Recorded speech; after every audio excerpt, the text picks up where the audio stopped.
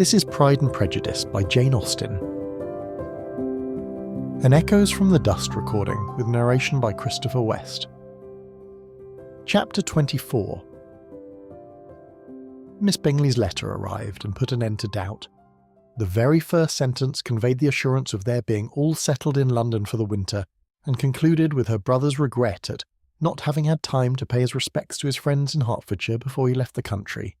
Hope was over, entirely over, and when Jane could attend to the rest of the letter, she found little except the professed affection of the writer that could give her any comfort.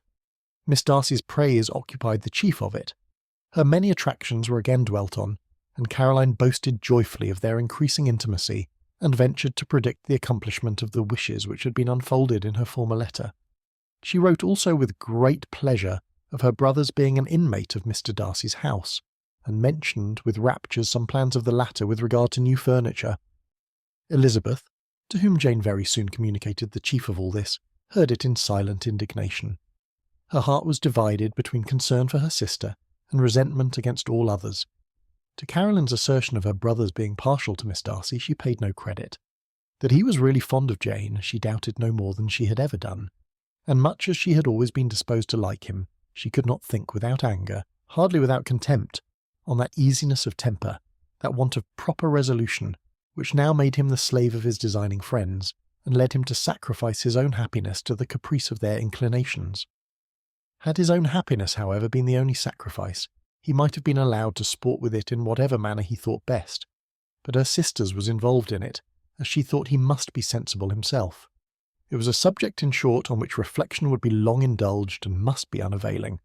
She could think of nothing else, and yet, whether Bingley's regard had really died away, or was suppressed by his friend's interference, whether he had been aware of Jane's attachment, or whether it had escaped his observation, whichever were the case, though her opinion of him must be materially affected by the difference, her sister's situation remained the same, her peace equally wounded. A day or two passed before Jane had courage to speak of her feelings to Elizabeth, but at last, on Mrs. Bennet's leaving them together, after a longer irritation than usual about Netherfield and its master, she could not help saying, "Oh, that my dear mother had more command over herself! She can have no idea of the pain she gives me by her continual reflections on him. But I will not repine. It cannot last long. He will be forgot, and we shall all be as we were before." Elizabeth looked at her sister with incredulous solicitude, but said nothing. "You doubt me," cried Jane, slightly colouring. "Indeed, you have no reason. He may live in my memory as the most amiable man of my acquaintance, but that is all. I have nothing either to hope or fear, and nothing to reproach him with. Thank God I have not that pain. A little time, therefore. I shall certainly try to get the better." With a stronger voice she soon added, "I have this comfort immediately, that it has not been more than an error of fancy on my side, and that it has done no harm to anyone but myself." "My dear Jane," exclaimed Elizabeth, "you are too good. Your sweetness and disinterestedness are really angelic. I do not know what to say to you. I feel as if I had never done you justice, or loved you as you deserve." Miss Bennet eagerly disclaimed all extraordinary merit, and threw back the praise on her sister's warm affection. "Nay," said Elizabeth, "this is not fair. You wish to think all the world respectable, and are hurt if I speak ill of anybody. I only want to think you perfect, and you set yourself against it. Do not be afraid of my running into any excess, of my encroaching on your privilege of universal goodwill. You need not. There are few people whom I really love, and still fewer of whom I think well. The more I see of the world, the more am I dissatisfied with it, and every day confirms my belief of the inconsistency of all human characters, and of the little dependence that can be placed on the appearance of either merit or sense. I have met with two instances lately. One I will not mention, the other is Charlotte's marriage. It is unaccountable. In every view it is unaccountable. My dear Lizzie, do not give way to such feelings as these. They will ruin your happiness. You do not make allowance enough for difference of situation and temper. Consider Mr. Collins's respectability, and Charlotte's prudent, steady character.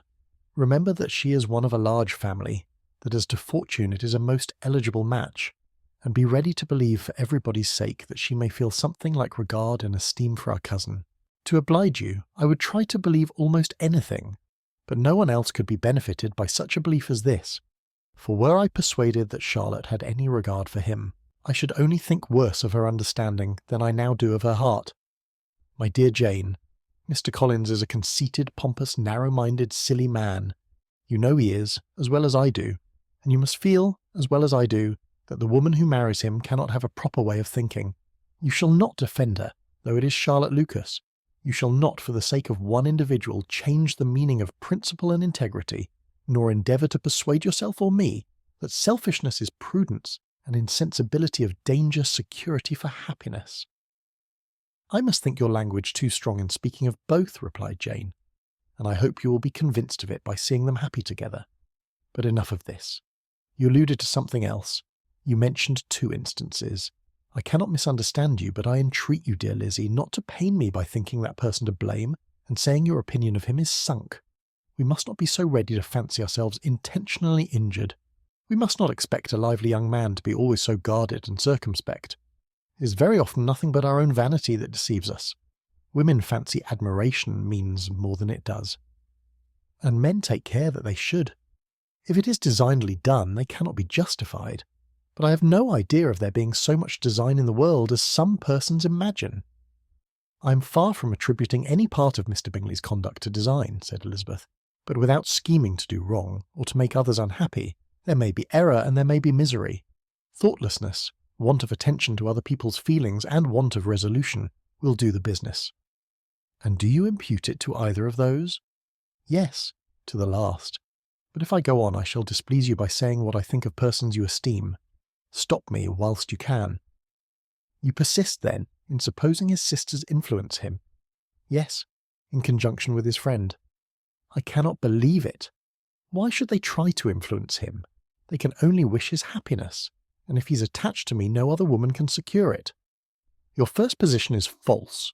They may wish many things besides his happiness. They may wish his increase of wealth and consequence.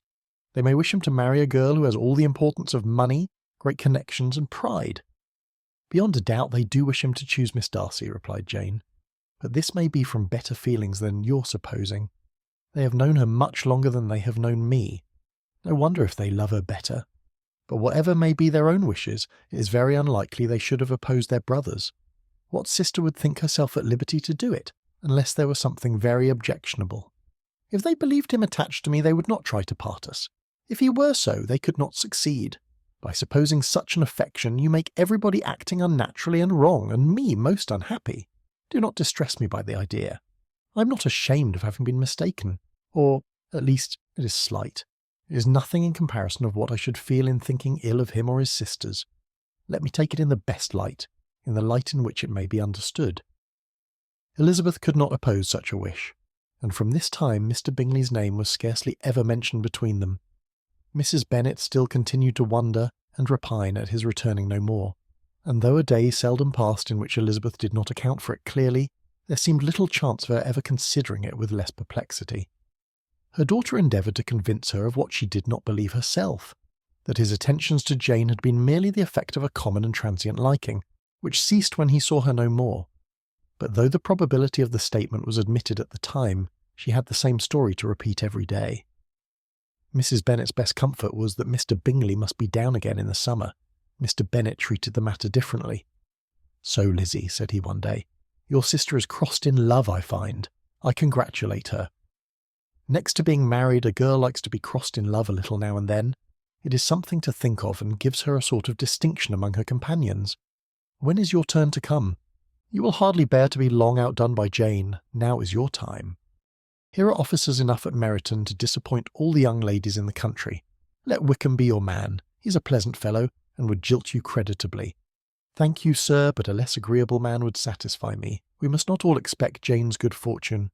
"True," said Mr. Bennet, "but it is a comfort to think that whatever of that kind may befall you, you have an affectionate mother who will always make the most of it."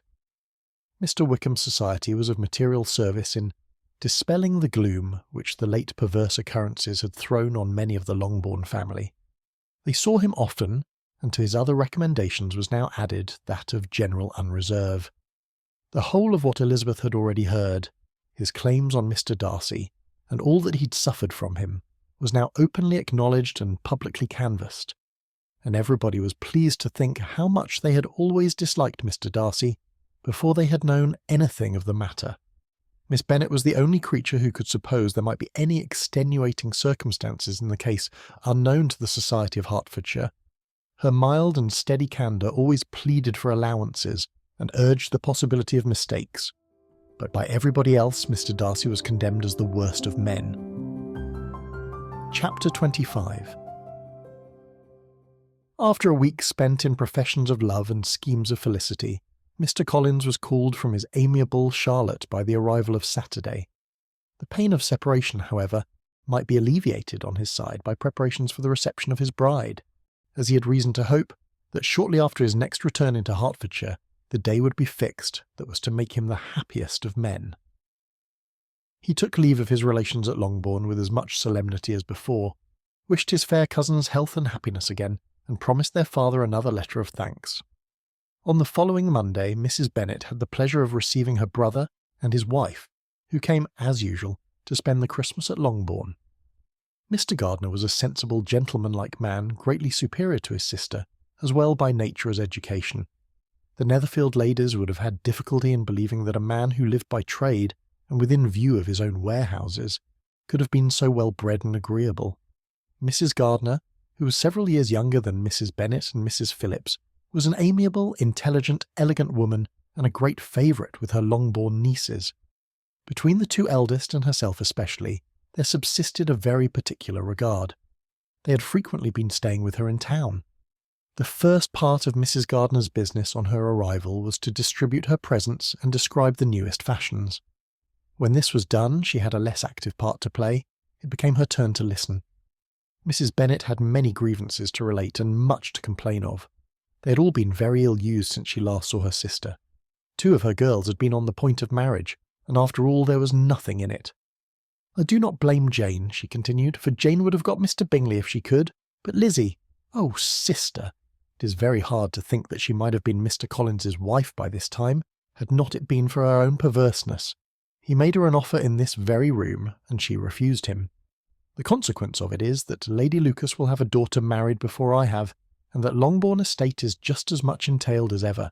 The Lucases are very artful people indeed, sister. They're all for what they can get. I'm sorry to say it of them, but so it is. It makes me very nervous and poorly to be thwarted so in my own family, and to have neighbours who think of themselves before anybody else. However, your coming just at this time is the greatest of comforts, and I'm very glad to hear what you tell us of long sleeves." Mrs. Gardiner, to whom the chief of this news had been given before, in the course of Jane and Elizabeth's correspondence with her, made her sister a slight answer, and in compassion to her nieces turned the conversation. When alone with Elizabeth afterwards, she spoke more on the subject. "It seems likely to have been a desirable match for Jane," said she. "I am sorry it went off, but these things happen so often. A young man, such as you describe Mr. Bingley, so easily falls in love with a pretty girl for a few weeks, and when accident separates them, so easily forgets her, that these sort of inconstancies are very frequent." "An excellent consolation in its way," said Elizabeth. "But it will not do for us. We do not suffer by accident. It does not often happen that the interference of friends will persuade a young man of independent fortune to think no more of a girl whom he was violently in love with only a few days before. But that expression of violently in love is so hackneyed, so doubtful, so indefinite, that it gives me very little idea. It is as often applied to feelings which arise only from a half-hour's acquaintance as to a real strong attachment. Pray, how violent was Mr. Bingley's love? I never saw a more promising inclination. He was growing quite inattentive to other people, and wholly engrossed by her. Every time they met it was more decided and remarkable. At his own ball he offended 2 or 3 young ladies by not asking them to dance. And I spoke to him twice myself without receiving an answer. Could there be finer symptoms? Is not general incivility the very essence of love? Oh, yes, of that kind of love which I suppose him to have felt. Poor Jane! I'm sorry for her because with her disposition she may not get over it immediately. It had better have happened to you, Lizzie. You would have laughed yourself out of it sooner.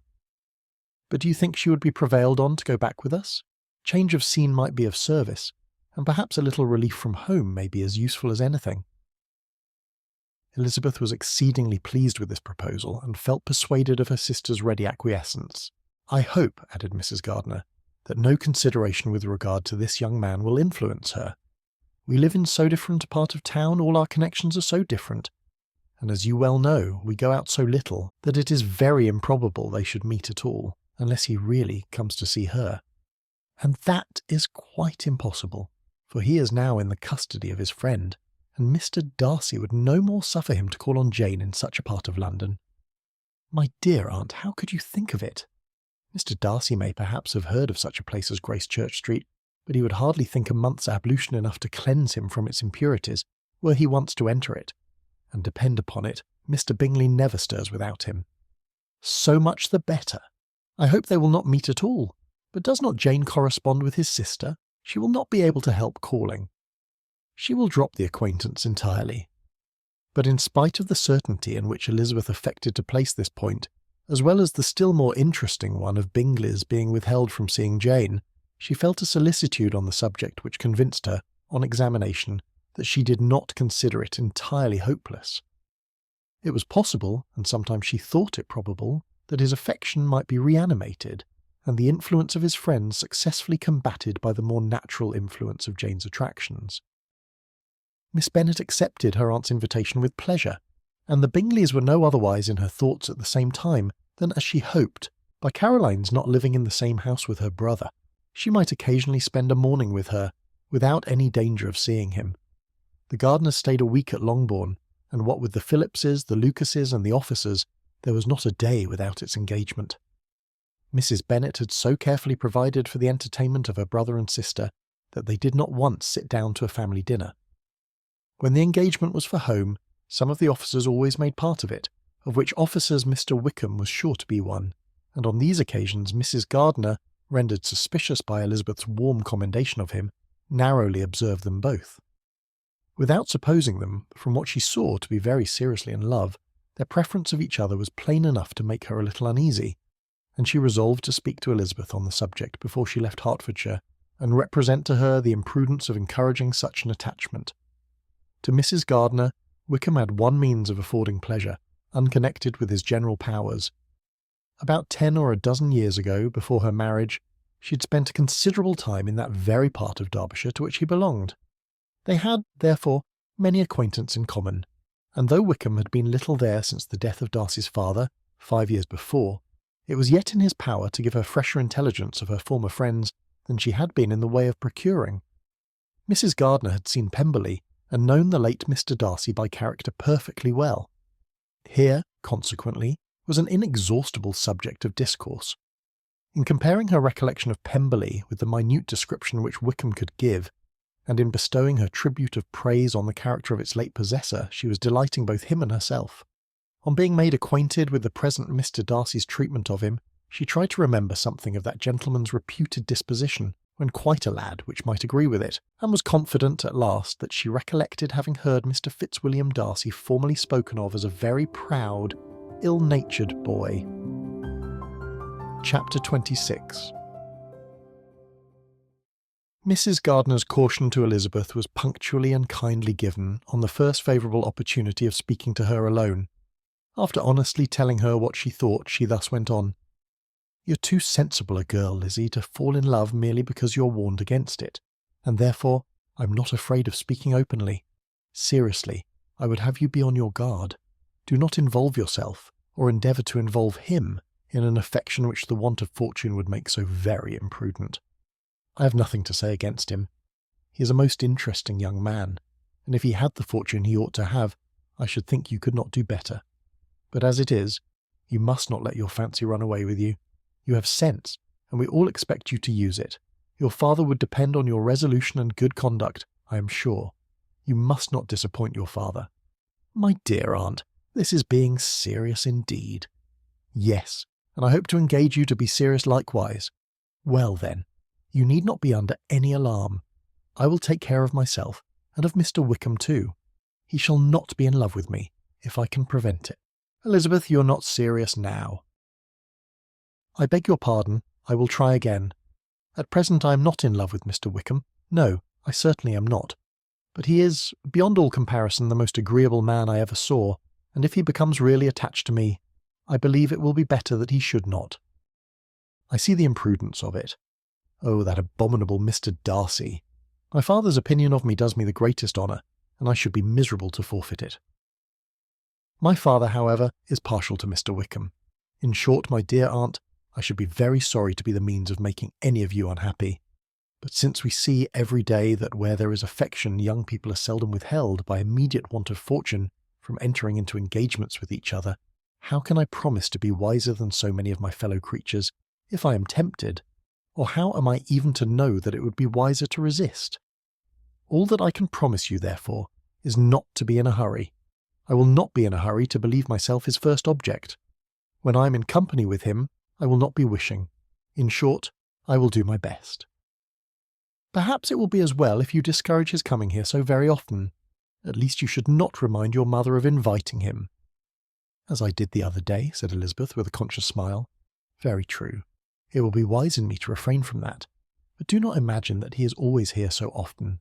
It is on your account that he has been so frequently invited this week. You know my mother's ideas as to the necessity of constant company for her friends. But really, and upon my honour, I will try to do what I think to be wisest. And now I hope you are satisfied. Her aunt assured her that she was, and Elizabeth, having thanked her for the kindness of her hints, they parted, a wonderful instance of advice being given on such a point without being resented. Mr. Collins returned into Hertfordshire soon after it had been quitted by the Gardiners and Jane, but as he took up his abode with the Lucases, his arrival was no great inconvenience to Mrs. Bennet. His marriage was now fast approaching, and she was at length so far resigned as to think it inevitable, and even repeatedly to say in an ill-natured tone that she wished they might be happy. Thursday was to be the wedding day, and on Wednesday Miss Lucas paid her farewell visit, and when she rose to take leave, Elizabeth, ashamed of her mother's ungracious and reluctant good wishes, and sincerely affected herself, accompanied her out of the room. As they went downstairs together, Charlotte said, "I shall depend on hearing from you very often, Eliza." "That you certainly shall. And I have another favour to ask. Will you come and see me? We shall often meet, I hope, in Hertfordshire. I am not likely to leave Kent for some time. Promise me, therefore, to come to Hunsford." Elizabeth could not refuse, though she foresaw little pleasure in the visit. "My father and Maria are to come to me in March," added Charlotte, "and I hope you will consent to be of the party. Indeed, Eliza, you will be as welcome to me as either of them." The wedding took place. The bride and bridegroom set off for Kent from the church door, and everybody had as much to say or to hear on the subject as usual. Elizabeth soon heard from her friend, and their correspondence was as regular and frequent as it ever had been. That it should be equally unreserved was impossible. Elizabeth could never address her without feeling that all the comfort of intimacy was over, and though determined not to slacken as a correspondent, it was for the sake of what had been rather than what was. Charlotte's first letters were received with a good deal of eagerness.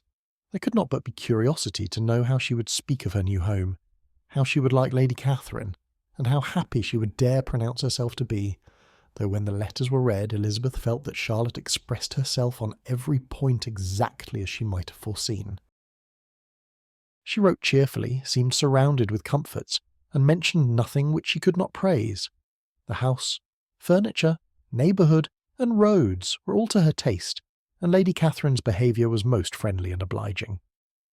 It was Mr. Collins' picture of Hunsford and Rosings rationally softened, and Elizabeth perceived that she must wait for her own visit there to know the rest. Jane had already written a few lines to her sister to announce their safe arrival in London, and when she wrote again, Elizabeth hoped it would be in her power to say something of the Bingleys. Her impatience for this second letter was as well rewarded as impatience generally is. Jane had been a week in town without either seeing or hearing from Caroline. She accounted for it, however, by supposing that her last letter to her friend from Longbourn had by some accident been lost. "My aunt," she continued, "is going tomorrow into that part of the town, and I shall take the opportunity of calling in Grosvenor Street." She wrote again when the visit was paid and she had seen Miss Bingley. "I did not think Caroline in spirits," were her words, "but she was very glad to see me and reproached me for giving her no notice of my coming to London. I was right, therefore. My last letter had never reached her. I inquired after their brother, of course. He was well, but so much engaged with Mr. Darcy that they scarcely ever saw him. I found that Miss Darcy was expected to dinner. I wish I could see her. My visit was not long, as Caroline and Mrs. Hurst were going out. I dare say I shall soon see them here." Elizabeth shook her head over this letter. It convinced her that accident only could discover to Mr. Bingley her sister's being in town. 4 weeks passed away, and Jane saw nothing of him. She endeavoured to persuade herself that she did not regret it, but she could no longer be blind to Miss Bingley's inattention. After waiting at home every morning for a fortnight, and inventing every evening a fresh excuse for her, the visitor did at last appear, but the shortness of her stay, and yet more the alteration of her manner, would allow Jane to deceive herself no longer. The letter which she wrote on this occasion to her sister will prove what she felt.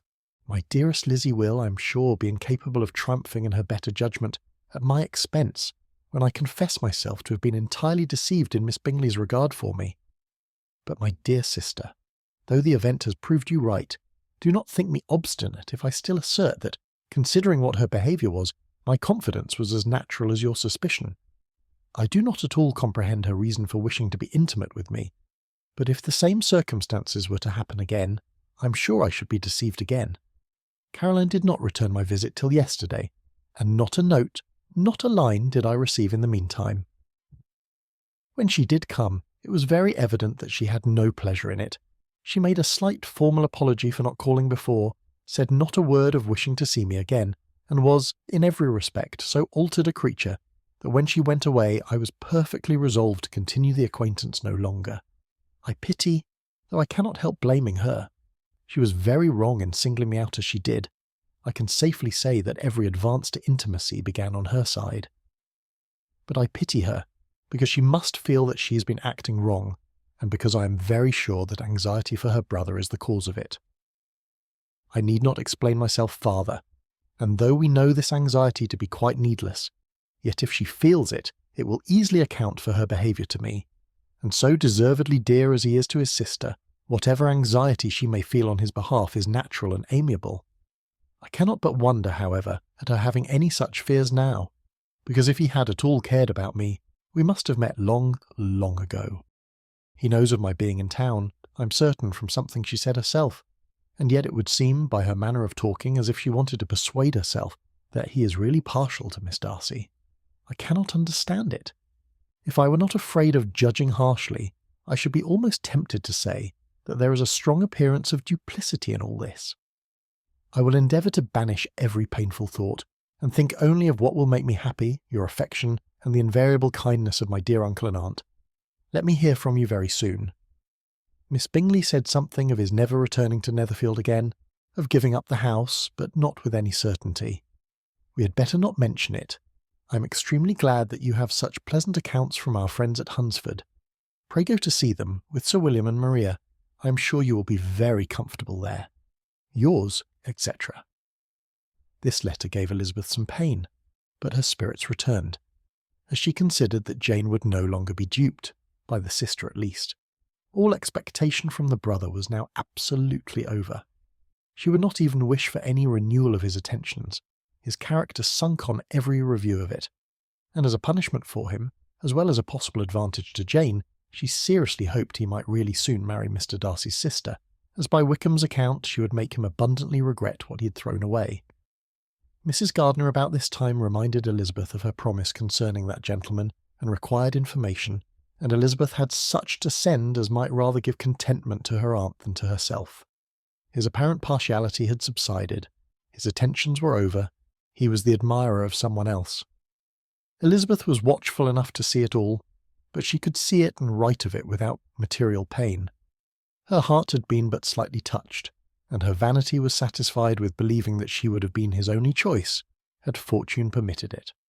The sudden acquisition of £10,000 was the most remarkable charm of the young lady, to whom he was now rendering himself agreeable. But Elizabeth, less clear-sighted perhaps in this case than in Charlotte's, did not quarrel with him for his wish of independence. Nothing, on the contrary, could be more natural, and while able to suppose that it cost him a few struggles to relinquish her, she was ready to allow it a wise and desirable measure for both, and could very sincerely wish him happy. All this was acknowledged to Mrs. Gardiner, and after relating the circumstances she thus went on. "I am now convinced, my dear aunt, that I have never been much in love, for had I really experienced that pure and elevating passion, I should at present detest his very name, and wish him all manner of evil, but my feelings are not only cordial towards him, they are even impartial towards Miss King. I cannot find out that I hate her at all, or that I am in the least unwilling to think her a very good sort of girl. There can be no love in all this. My watchfulness has been effectual, and though I should certainly be a more interesting object to all my acquaintance, were I distractedly in love with him, I cannot say that I regret my comparative insignificance. Importance may sometimes be purchased too dearly. Kitty and Lydia take his defection much more to heart than I do. They are young in the ways of the world, and not yet open to the mortifying conviction that handsome young men must have something to live on, as well as the plain. Chapter 27. With no greater events than these in the Longbourn family, and otherwise diversified by little beyond the walks to Meryton, sometimes dirty and sometimes cold, did January and February pass away. March was to take Elizabeth to Hunsford. She had not at first thought very seriously of going thither, but Charlotte she soon found was depending on the plan, and she gradually learned to consider it herself with greater pleasure as well as greater certainty. Absence had increased her desire of seeing Charlotte again, and weakened her disgust of Mr. Collins. There was novelty in the scheme, and as, with such a mother and such uncompanionable sisters, home could not be faultless, a little change was not unwelcome for its own sake. The journey would, moreover, give her a peep at Jane, and in short, as the time drew near, she would have been very sorry for any delay. Everything, however, went on smoothly, and was finally settled according to Charlotte's first sketch. She was to accompany Sir William and his second daughter. The improvement of spending a night in London was added in time, and the plan became as perfect as plan could be. The only pain was in leaving her father, who would certainly miss her, and who, when it came to the point, so little liked her going, that he told her to write to him, and almost promised to answer her letter. The farewell between herself and Mr. Wickham was perfectly friendly, on his side even more. His present pursuit could not make him forget that Elizabeth had been the first to excite and to deserve his attention, the first to listen and to pity, the first to be admired. And in his manner of bidding her adieu, wishing her every enjoyment, reminding her of what she was to expect in Lady Catherine de Bourgh, and trusting their opinion of her, their opinion of everybody, would always coincide, there was a solicitude, an interest, which she felt must ever attach her to him with a most sincere regard, and she parted from him convinced that, whether married or single, he must always be her model of the amiable and pleasing. Her fellow travellers the next day were not of a kind to make her think him less agreeable. Sir William Lucas and his daughter Maria, a good-humoured girl, but as empty-headed as himself, had nothing to say that could be worth hearing, and were listened to with about as much delight as the rattle of the chaise. Elizabeth loved absurdities, but she had known Sir William's too long. He could tell her nothing new of the wonders of his presentation and knighthood, and his civilities were worn out like his information. It was a journey of only 24 miles, and they began it so early as to be in Gracechurch Street by noon.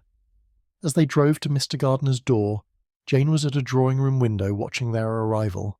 When they entered the passage, she was there to welcome them, and Elizabeth, looking earnestly in her face, was pleased to see it healthful and lovely as ever. On the stairs were a troop of little boys and girls, whose eagerness for their cousin's appearance would not allow them to wait in the drawing-room, and whose shyness, as they had not seen her for a 12-month, prevented their coming lower. All was joy and kindness. The day passed most pleasantly away, the morning in bustle and shopping, and the evening at one of the theatres. Elizabeth then contrived to sit by her aunt. Their first subject was her sister, and she was more grieved than astonished to hear, in reply to her minute inquiries, that though Jane always struggled to support her spirits, there were periods of dejection. It was reasonable, however, to hope that they would not continue long. Mrs. Gardiner gave her the particulars also of Miss Bingley's visit in Gracechurch Street, and repeated conversations occurring at different times between Jane and herself, which proved that the former had, from her heart, given up the acquaintance. Mrs. Gardiner then rallied her niece on Wickham's desertion, and complimented her on bearing it so well. "But, my dear Elizabeth," she added, "what sort of girl is Miss King? I should be sorry to think our friend mercenary. Pray, my dear aunt, what is the difference in matrimonial affairs between the mercenary and the prudent motive? Where does discretion end and avarice begin? Last Christmas you were afraid of his marrying me because it would be imprudent, and now, because he is trying to get a girl with only £10,000, you want to find out that he's mercenary. If you will only tell me what sort of girl Miss King is, I shall know what to think. She's a very good kind of girl, I believe. I know no harm of her. But he paid her not the smallest attention till her grandfather's death made her mistress of this fortune? No, why should he? If it were not allowable for him to gain my affections because I had no money, what occasion could there be for making love to a girl whom he did not care about, and who was equally poor? But there seems indelicacy in directing his attentions towards her so soon after this event. A man in distressed circumstances has not time for all those elegant decorums which other people may observe. If she does not object to it, why should we? Her not objecting does not justify him. It only shows her being deficient in something herself, sense or feeling. "Well," cried Elizabeth, "have it as you choose. He shall be mercenary, and she shall be foolish. No, Lizzie, that is what I do not choose. I should be sorry, you know, to think ill of a young man who has lived so long in Derbyshire." "Oh, if that is all, I have a very poor opinion of young men who live in Derbyshire, and their intimate friends who live in Hertfordshire are not much better. I'm sick of them all. Thank heaven! I'm going tomorrow where I shall find a man who has not one agreeable quality, who has neither manners nor sense to recommend him. Stupid men are the only ones worth knowing after all. Take care, Lizzie, that speech savours strongly of disappointment." Before they were separated by the conclusion of the play, she had the unexpected happiness of an invitation to accompany her uncle and aunt in a tour of pleasure which they proposed taking in the summer. "We have not quite determined how far it shall carry us," said Mrs. Gardiner, "but perhaps to the lakes." No scheme could have been more agreeable to Elizabeth, and her acceptance of the invitation was most ready and grateful. "My dear, dear aunt," she rapturously cried, "what delight! What felicity! You give me fresh life and vigour. Adieu to disappointment and spleen. What are men to rocks and mountains? Oh, what hours of transport we shall spend! And when we do return, it shall not be like other travellers, without being able to give one accurate idea of anything. We will know where we have gone, we will recollect what we have seen.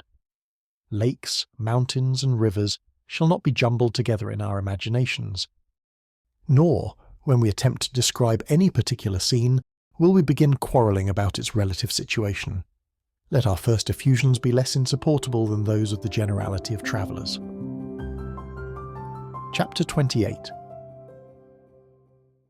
Every object in the next day's journey was new and interesting to Elizabeth, and her spirits were in a state of enjoyment, for she had seen her sister looking so well as to banish all fear for her health, and the prospect of her northern tour was a constant source of delight.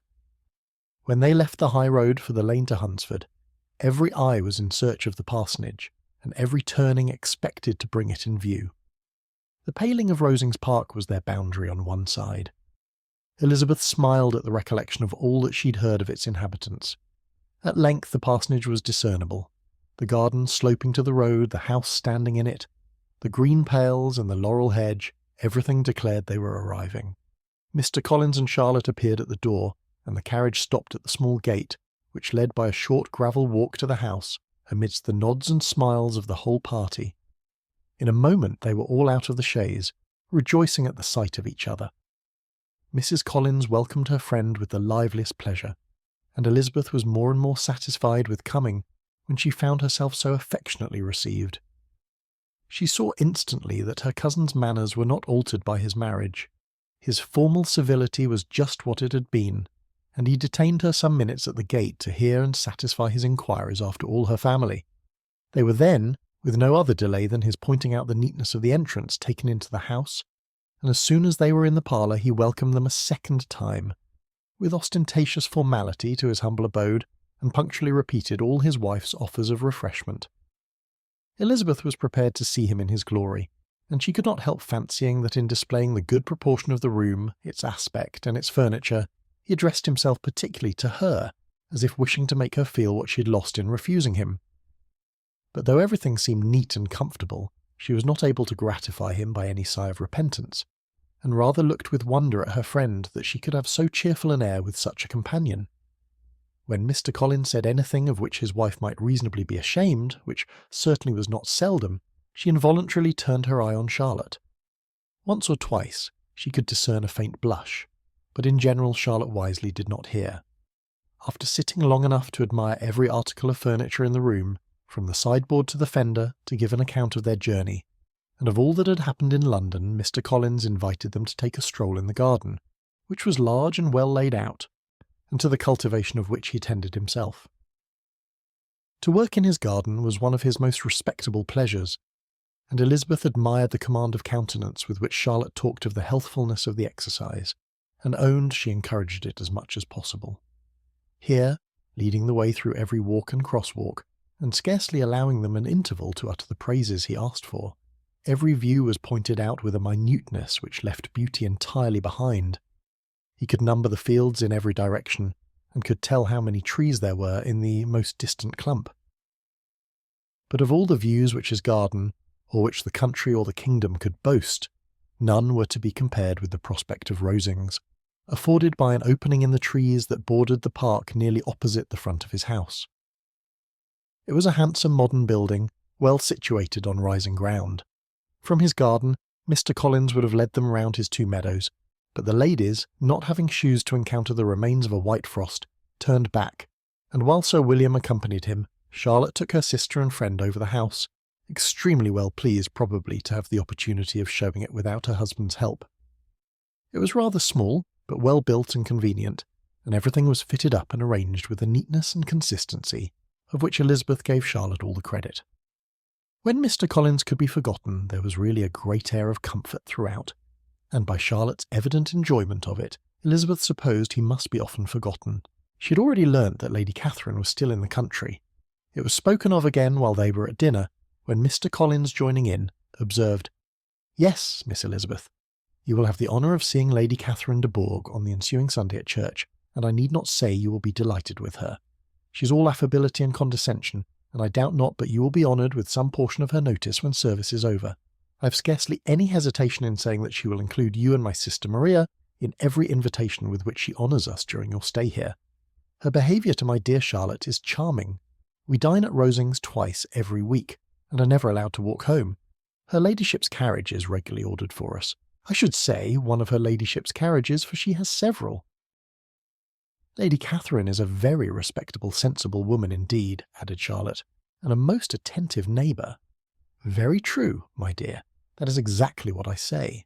She is the sort of woman whom one cannot regard with too much deference." The evening was spent chiefly in talking over Hertfordshire news and telling again what had been already written. And when it closed, Elizabeth, in the solitude of her chamber, had to meditate upon Charlotte's degree of contentment, to understand her address in guiding and composure in bearing with her husband, and to acknowledge that it was all done very well. She had also to anticipate how her visit would pass, the quiet tenure of their usual employments, the vexatious interruptions of Mr. Collins, and the gaieties of their intercourse with Rosings. A lively imagination soon settled it all. About the middle of the next day, as she was in her room getting ready for a walk, a sudden noise below seemed to speak the whole house in confusion, and after listening a moment, she heard somebody running upstairs in a violent hurry, and calling loudly after her. She opened the door and met Maria in the landing-place, who, breathless with agitation, cried out, "Oh, my dear Eliza, pray make haste and come into the dining-room, for there is such a sight to be seen. I will not tell you what it is. Make haste and come down this moment." Elizabeth asked questions in vain. Maria would tell her nothing more, and down they ran into the dining-room which fronted the lane in quest of this wonder. It was 2 ladies stopping in the low phaeton at the garden gate. "And is this all?" cried Elizabeth. "I expected at least that the pigs were got into the garden, and here is nothing but Lady Catherine and her daughter." "La, my dear," said Maria, quite shocked at the mistake. "It is not Lady Catherine. The old lady is Mrs. Jenkinson, who lives with them.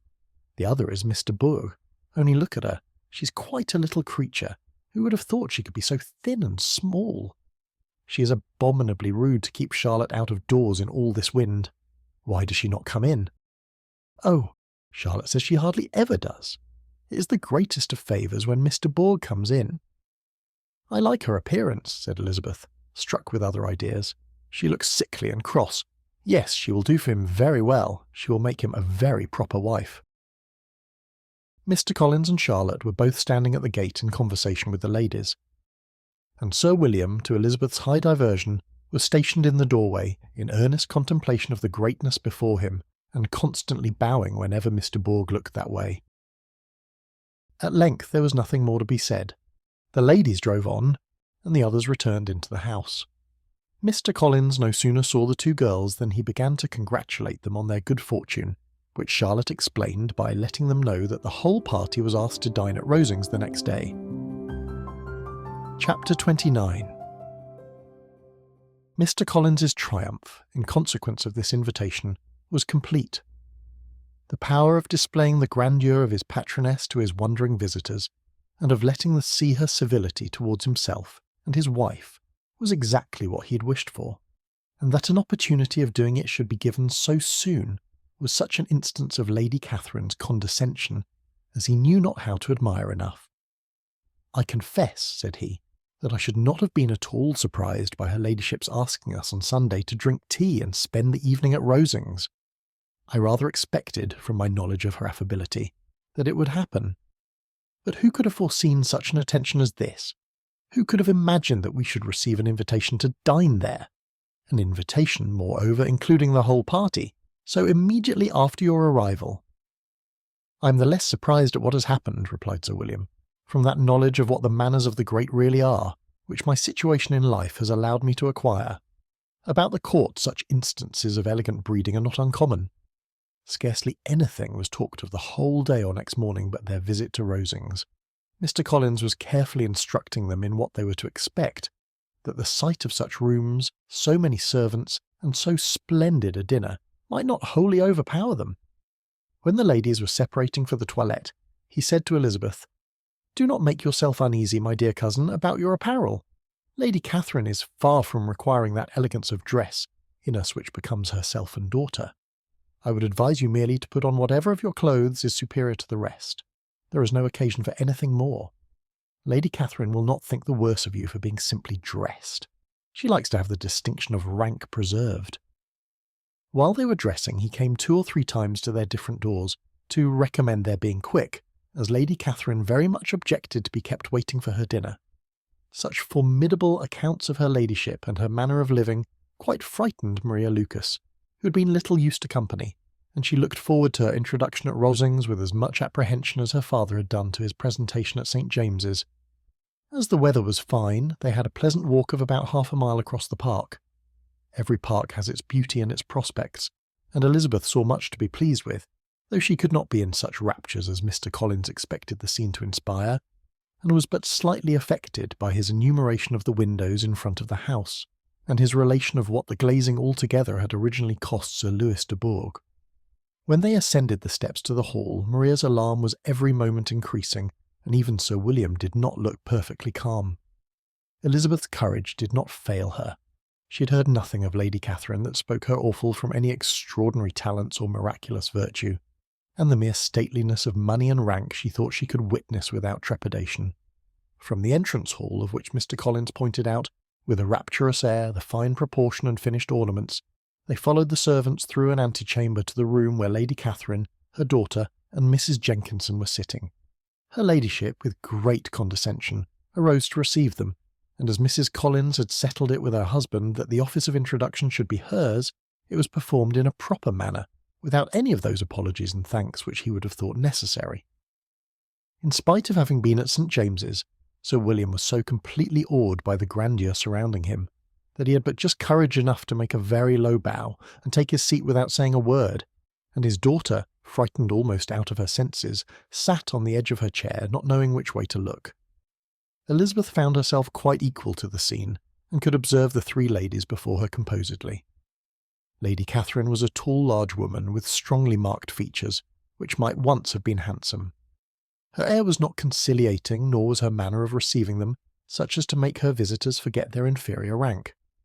She was not rendered formidable by silence, but whatever she said was spoken in so authoritative a tone as marked her self-importance, and brought Mr. Wickham immediately to Elizabeth's mind, and from the observation of the day altogether, she believed Lady Catherine to be exactly what he had represented, when, after examining the mother, in whose countenance and deportment she soon found some resemblance of Mr. Darcy, she turned her eyes on the daughter. She could almost have joined in Maria's astonishment at her being so thin and so small. There was neither in figure nor face any likeness between the ladies. Miss de Bourgh was pale and sickly. Her features, though not plain, were insignificant, and she spoke very little, except in a low voice to Mrs. Jenkinson, in whose appearance there was nothing remarkable, and who was entirely engaged in listening to what she said and placing a screen in the proper direction before her eyes. After sitting a few minutes, they were all sent to one of the windows to admire the view, Mr. Collins attending them to point out its beauties, and Lady Catherine kindly informing them that it was much better worth looking at in the summer. The dinner was exceedingly handsome, and there were all the servants and all the articles of plate which Mr. Collins had promised, and, as he had likewise foretold, he took his seat at the bottom of the table by her ladyship's desire, and looked as if he felt that life could furnish nothing greater. He carved and ate and praised with delighted alacrity, and every dish was commended first by him and then by Sir William, who was now enough recovered to echo whatever his son-in-law said, in a manner which Elizabeth wondered Lady Catherine could bear. But Lady Catherine seemed gratified by their excessive admiration, and gave most gracious smiles, especially when any dish on the table proved a novelty to them. The party did not supply much conversation. Elizabeth was ready to speak whenever there was an opening, but she was seated between Charlotte and Mr. Bourg, the former of whom was engaged in listening to Lady Catherine, and the latter said not a word to her all the dinner time. Mrs. Jenkinson was chiefly employed in watching how little Mr. Bourg ate, pressing her to try some other dish and fearing she was indisposed. Maria thought speaking out of the question, and the gentlemen did nothing but eat and admire. When the ladies returned to the drawing-room, there was little to be done but to hear Lady Catherine talk, which she did without any intermission till coffee came in, delivering her opinion on every subject in so decisive a manner as proved that she was not used to have her judgment controverted. She inquired into Charlotte's domestic concerns familiarly and minutely, and gave her a great deal of advice as to the management of them all, told her how everything ought to be regulated in so small a family as hers, and instructed her as to the care of her cows and her poultry. Elizabeth found that nothing was beneath this great lady's attention which could furnish her with an occasion for dictating to others. In the intervals of her discourse with Mrs. Collins, she addressed a variety of questions to Maria and Elizabeth, but especially to the latter, of whose connection she knew the least, and who, she observed to Mrs. Collins, was a very genteel, pretty kind of girl. She asked her at different times how many sisters she had, whether they were older or younger than herself, whether any of them were likely to be married, whether they were handsome, whether they had been educated, what carriage her father kept, and what had been her mother's maiden name. Elizabeth felt all the impertinence of her questions, but answered them very composedly. Lady Catherine then observed, "Your father's estate is entailed on Mr. Collins, I think. For your sake," turning to Charlotte, "I am glad of it, but otherwise I see no occasion for entailing estates from the female line. It was not thought necessary in Sir Louis de Bourgh's family. Do you play and sing, Miss Bennet?" "A little." "Oh, then, some time or other we shall be happy to hear you. Our instrument is a capital one, probably superior to— You shall try it some day." "Do your sisters play and sing?" "One of them does." "Why did not you all learn? You ought all to have learned. The Miss Webbs all play, and their father has not so good an income as yours. Do you draw?" "No, not at all." "What? None of you? Not one? That is very strange. But I suppose you had no opportunity. Your mother should have taken you to town every spring for the benefit of masters." "My mother would have no objection, but my father hates London." "Has your governess left you?" "We never had any governess." "No governess? How was that possible? 5 daughters brought up at home without a governess. I never heard of such a thing. Your mother must have been quite a slave to your education." Elizabeth could hardly help smiling as she assured her that had not been the case. "Then who taught you? Who attended to you? Without a governess you must have been neglected." "Compared with some families, I believe we were. But such of us as wished to learn never wanted the means. We were always encouraged to read and had all the masters that were necessary. Those who chose to be idle certainly might." "Nay, no doubt. But that is what a governess will prevent. And if I'd known your mother, I should have advised her most strenuously to engage one. I always say that nothing is to be done in education without steady and regular instruction, and nobody but a governess can give it. It is wonderful how many families I have been the means of supplying in that way. I am always glad to get a young person well placed out. 4 nieces of Mrs. Jenkinson are most delightfully situated through my means, and it was but the other day that I recommended another young person who was merely accidentally mentioned to me, and the family are quite delighted with her. Mrs. Collins, did I tell you of Lady Metcalfe's calling yesterday to thank me? She finds Miss Pope a treasure. Lady Catherine, said she, you have given me a treasure. Are any of your younger sisters out, Miss Bennet? Yes, ma'am, all. All! What? All 5 out at once? Very odd. And you only the second. The younger ones out before the elder are married. Your younger sisters must be very young. Yes, my youngest is not 16. Perhaps she's full young to be much in company. But really, ma'am, I think it would be very hard upon younger sisters that they should not have their share of society and amusement, because the elder may not have the means or inclination to marry early. The last-born has as good a right to the pleasures of youth as the first, and to be kept back on such a motive, I think it would not be very likely to promote sisterly affection or delicacy of mind. Upon my word, said her ladyship, you give your opinion very decidedly for so young a person. Pray, what is your age? With 3 younger sisters grown up, replied Elizabeth, smiling, your ladyship can hardly expect me to own it.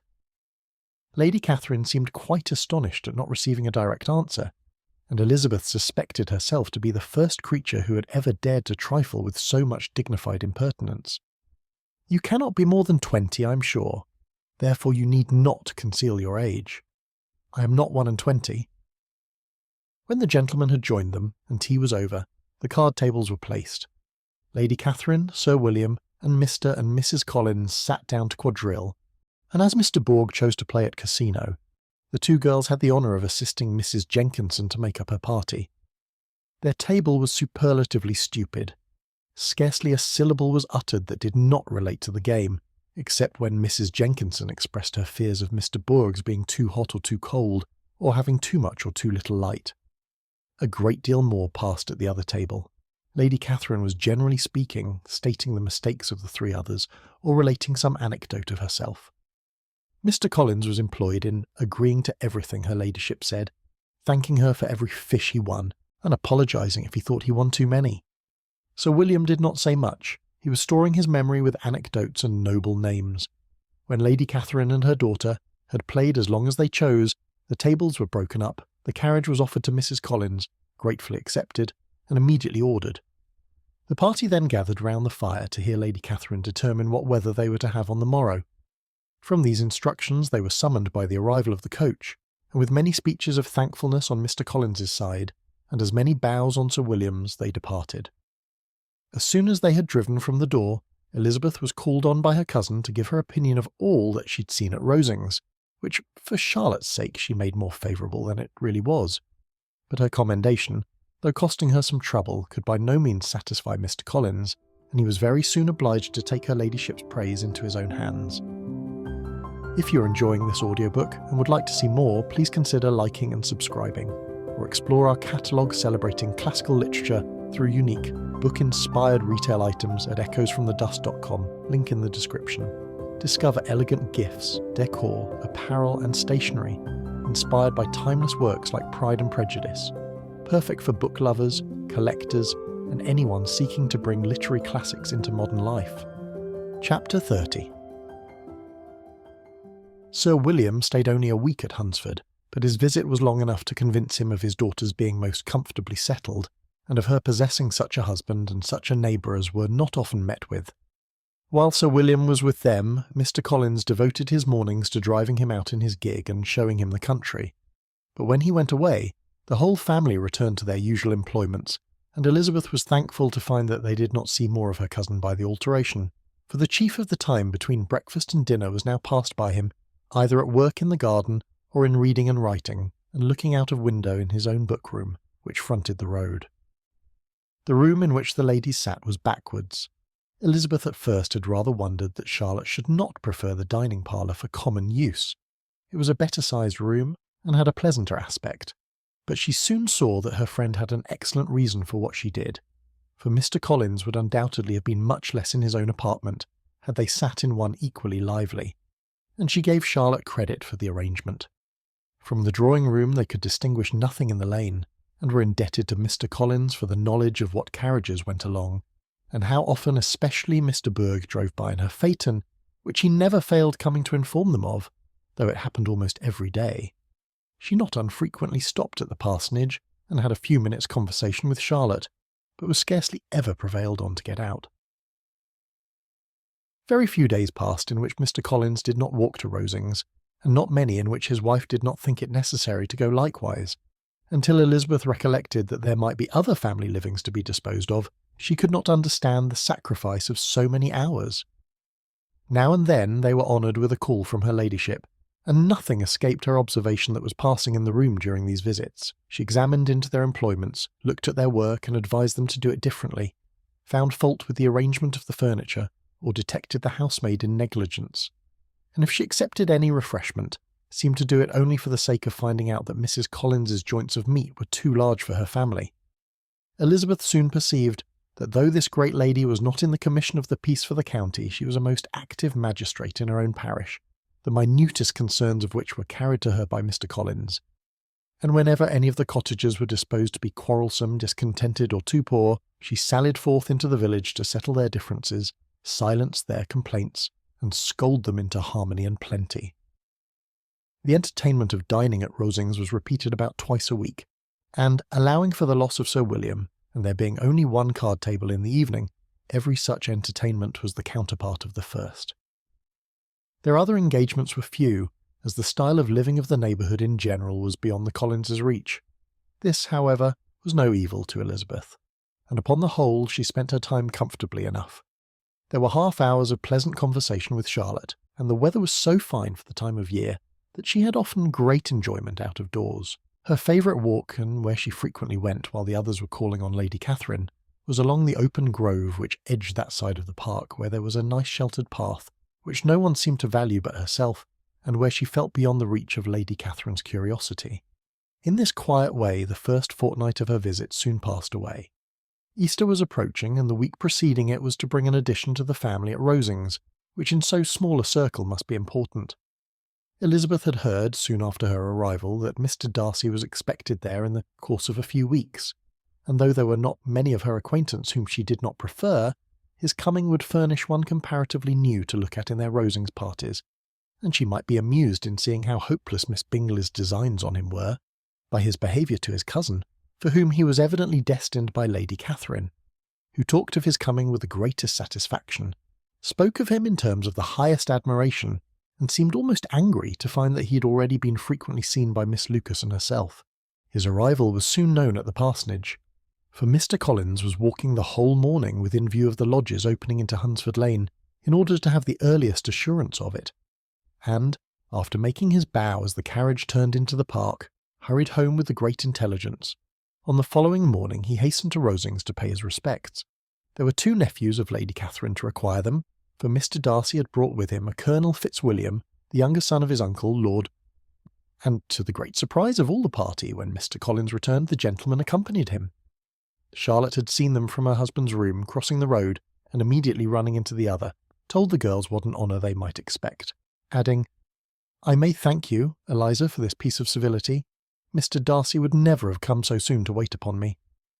Elizabeth had scarcely time to disclaim all right to the compliment before their approach was announced by the door-bell, and shortly afterwards the three gentlemen entered the room. Colonel Fitzwilliam, who led the way, was about 30, not handsome, but in person and address most truly the gentleman.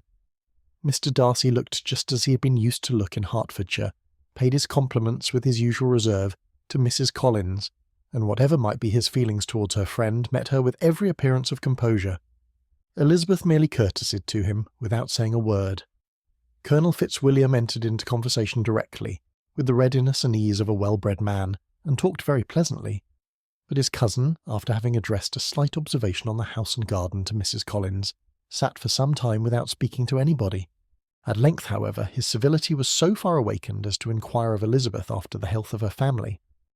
She answered him in the usual way, and after a moment's pause added, "My eldest sister has been in town these 3 months. Have you never happened to see her there?" She was perfectly sensible that he never had, but she wished to see whether he would betray any consciousness of what had passed between the Bingleys and Jane, and she thought he looked a little confused as he answered that he had never been so fortunate as to meet Miss Bennet. The subject was pursued no further, and the gentleman soon afterwards went away. Chapter 31. Colonel Fitzwilliam's manners were very much admired at the parsonage, and the ladies all felt that he must add considerably to the pleasure of their engagements at Rosings.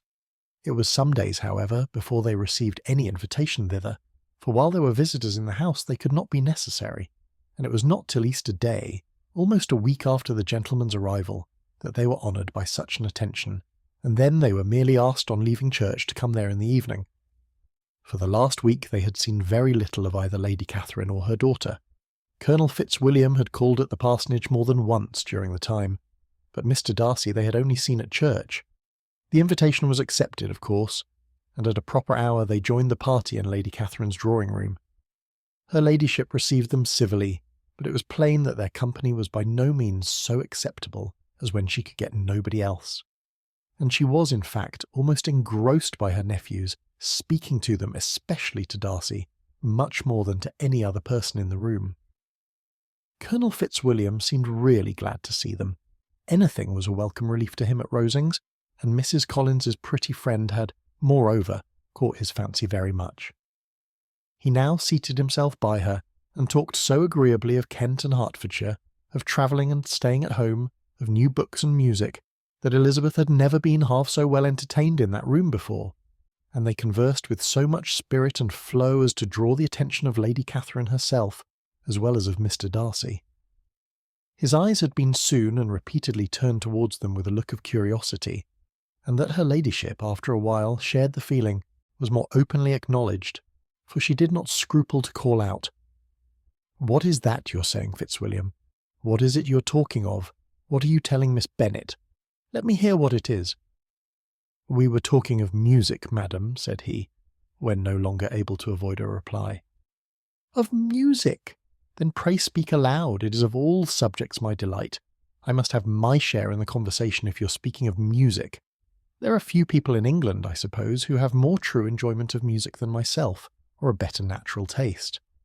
If I had ever learnt, I should have been a great proficient, and so would Anne if her health had allowed her to apply. I'm confident that she would have performed delightfully. How does Georgiana get on, Darcy?" Mr. Darcy spoke with affectionate praise of his sister's proficiency. "I'm very glad to hear such a good account of her," said Lady Catherine, "and pray tell her from me that she cannot expect to excel if she does not practise a great deal." "I assure you, madam," he replied, "that she does not need such advice. She practises very constantly."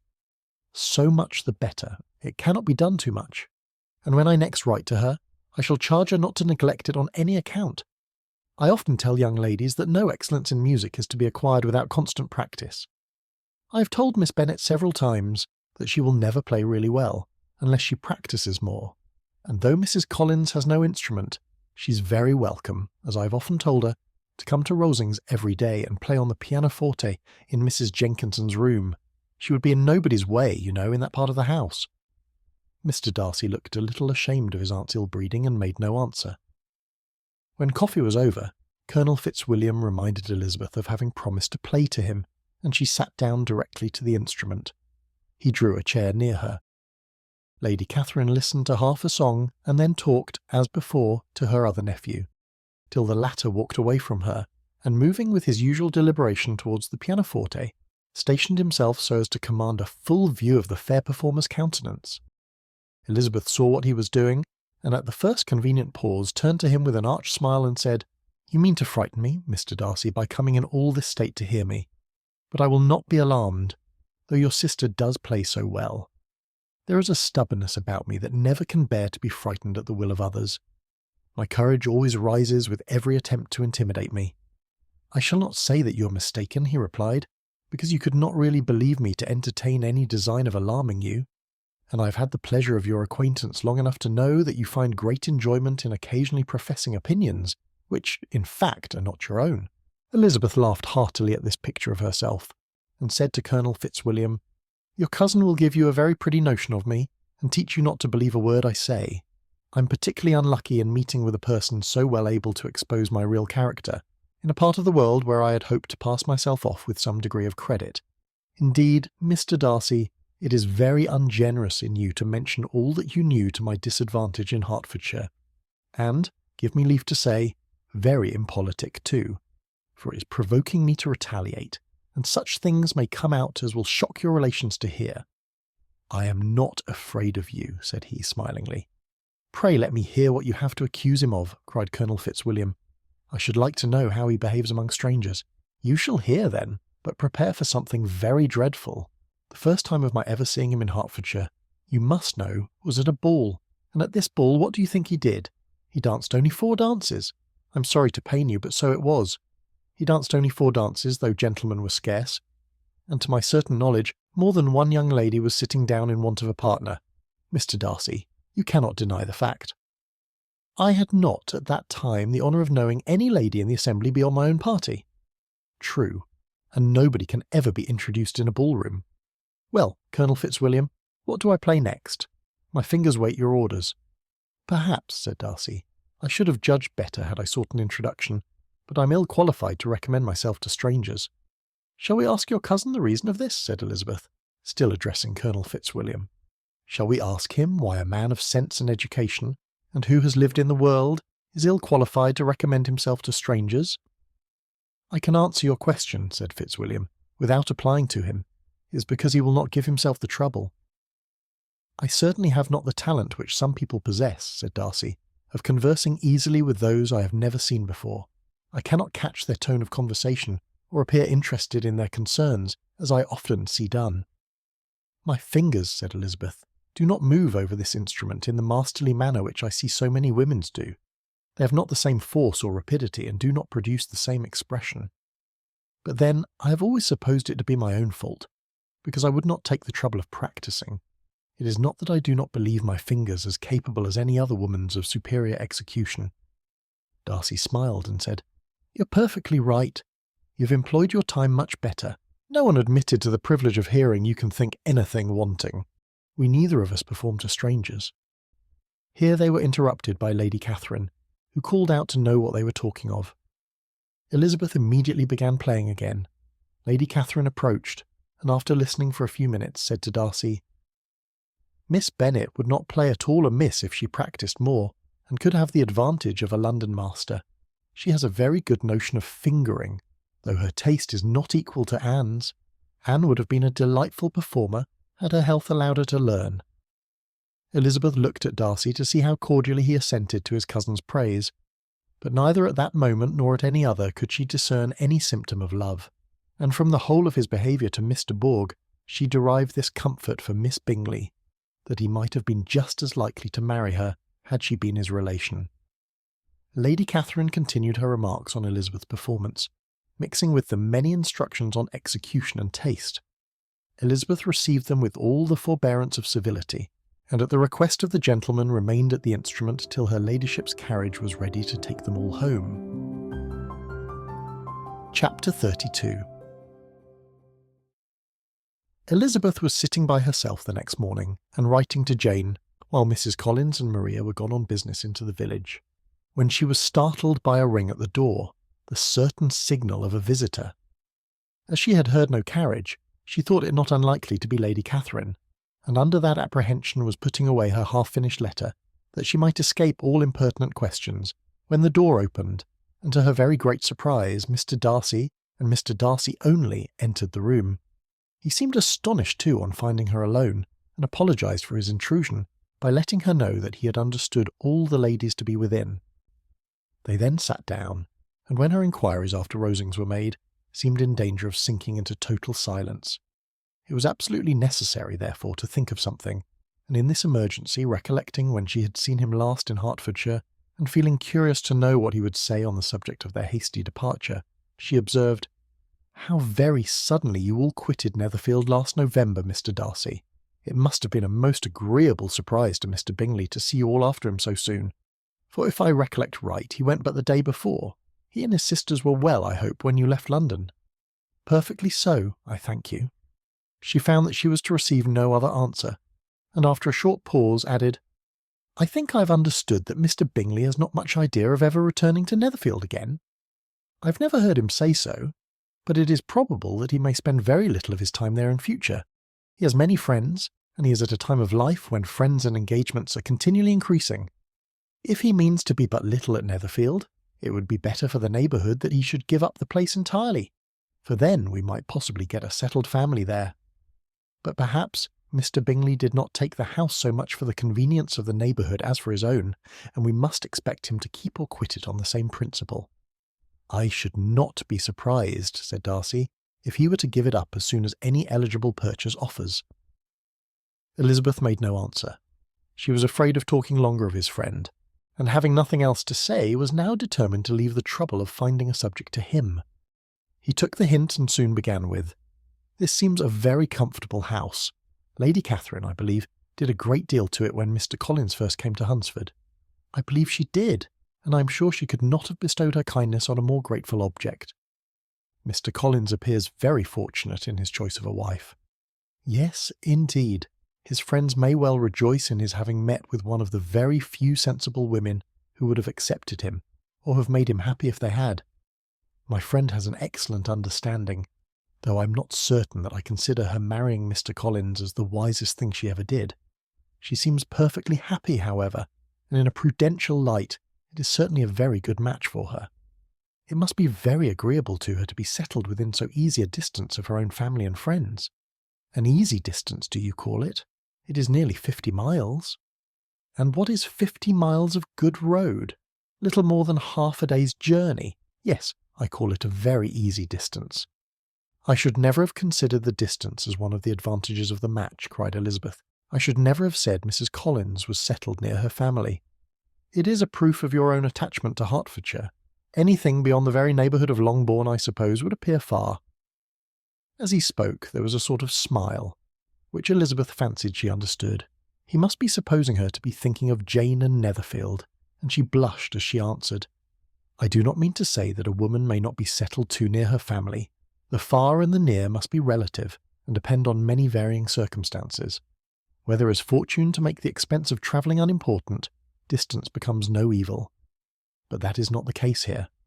Mr. and Mrs. Collins have a comfortable income, but not such a one as will allow of frequent journeys, and I am persuaded my friend would not call herself near her family under less than half the present distance." Mr. Darcy drew his chair a little towards her and said, "You cannot have a right to such very strong local attachment. You cannot have been always at Longbourn." Elizabeth looked surprised. The gentleman experienced some change of feeling. He drew back his chair, took a newspaper from the table, and glancing over it, said in a colder voice, "Are you pleased with Kent?" A short dialogue on the subject of the country ensued, on either side calm and concise, and soon put an end to by the entrance of Charlotte and her sister, just returned from their walk. The tête-à-tête surprised them. Mr. Darcy related the mistake which had occasioned his intruding on Miss Bennet, and after sitting a few minutes longer, without saying much to anybody, went away. "What can be the meaning of this?" said Charlotte as soon as he was gone. "My dear Eliza, he must be in love with you, or he would never have called on us in this familiar way." But when Elizabeth told of his silence, it did not seem very likely, even to Charlotte's wishes, to be the case, and after various conjectures, they could at last only suppose his visit to proceed from the difficulty of finding anything to do, which was the more probable from the time of year. All field sports were over. Within doors there was Lady Catherine, books and a billiard table. But gentlemen cannot be always within doors, and in the nearness of the parsonage, or the pleasantness of the walk to it, or of the people who lived in it, the two cousins found a temptation from this period of walking thither almost every day. They called at various times of the morning, sometimes separately, sometimes together, and now and then accompanied by their aunt.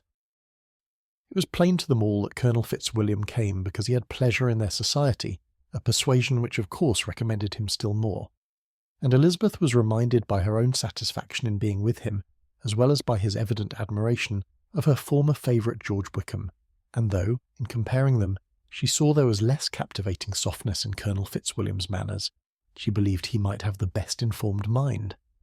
But why Mr. Darcy came so often to the parsonage, it was more difficult to understand.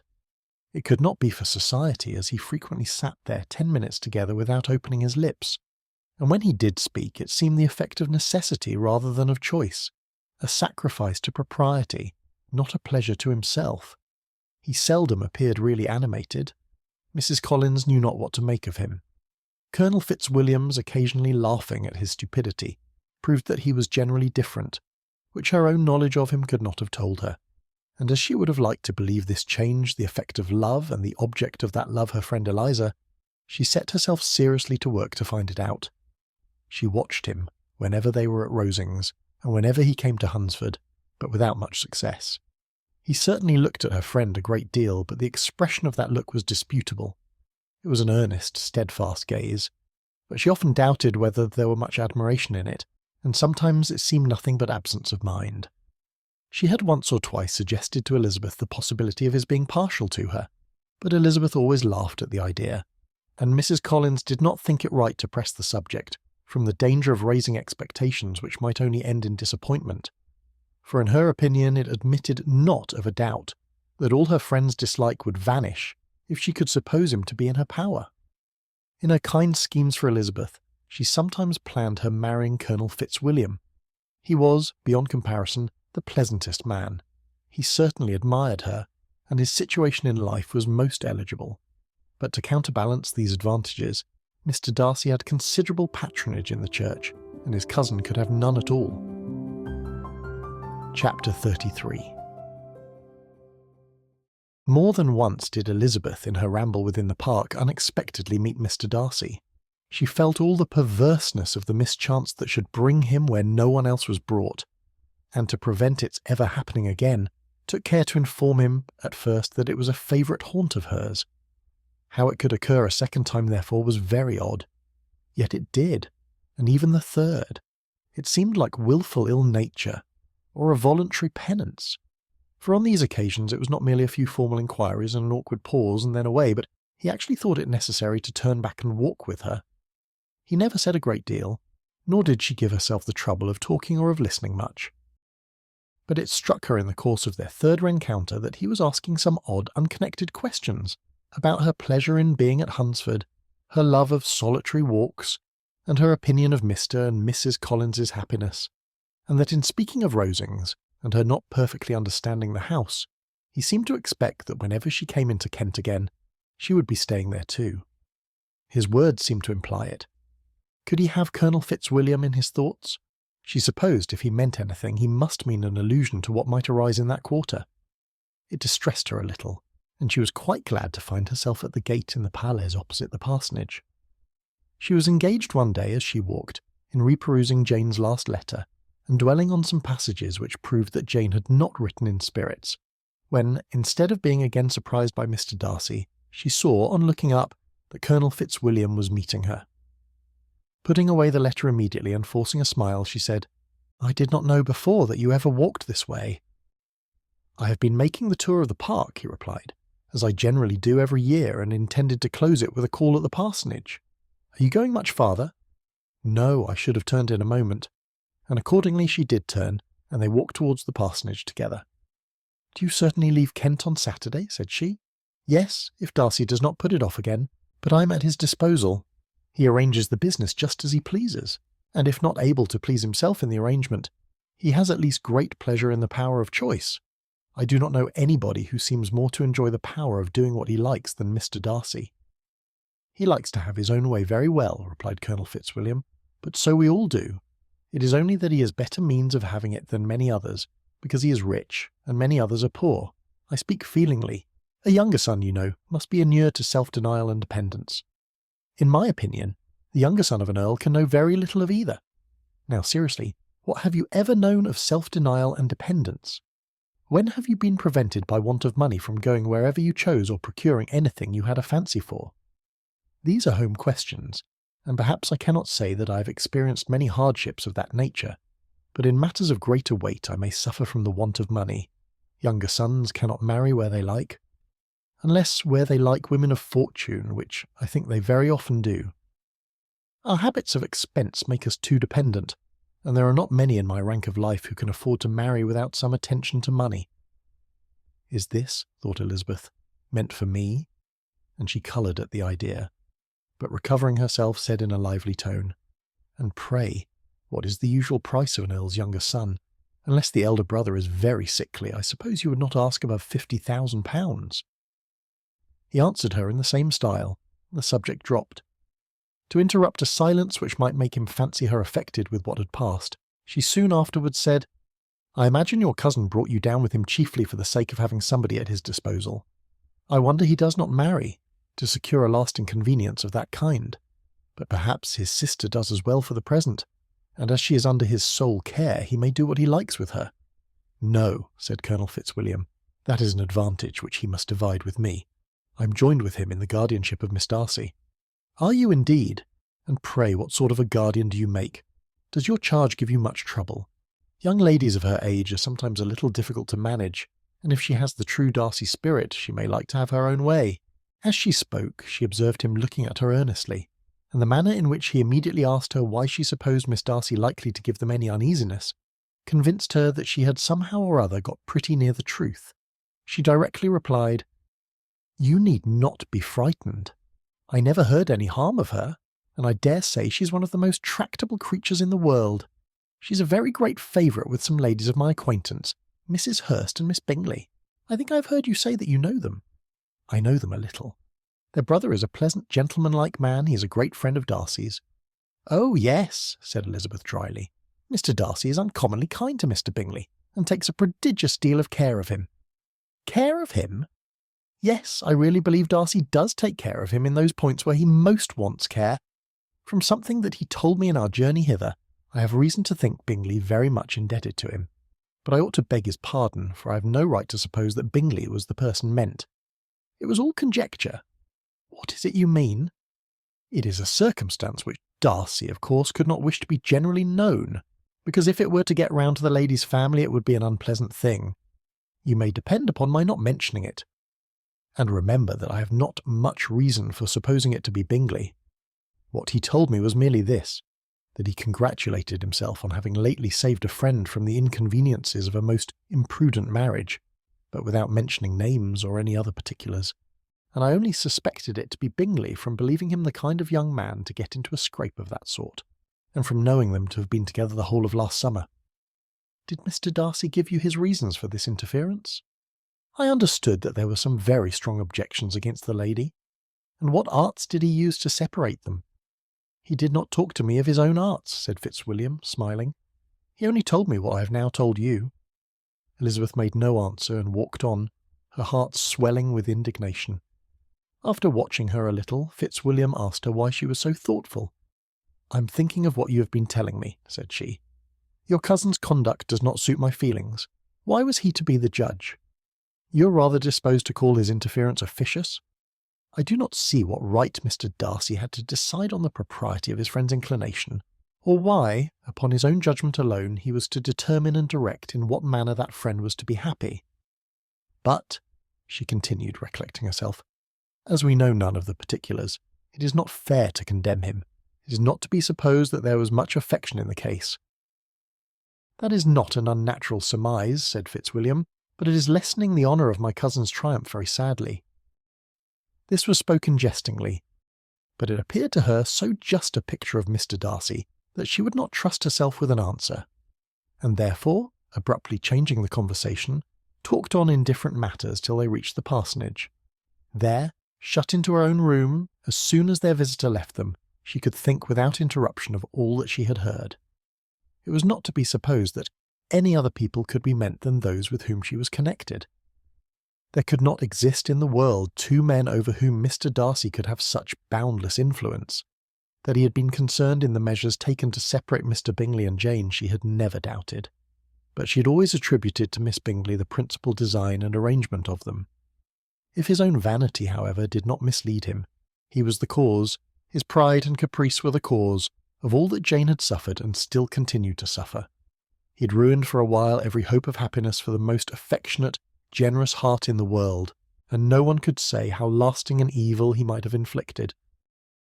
There were some very strong objections against the lady, were Colonel Fitzwilliam's words, and these strong objections probably were her having one uncle who was a country attorney, and another who was in business in London.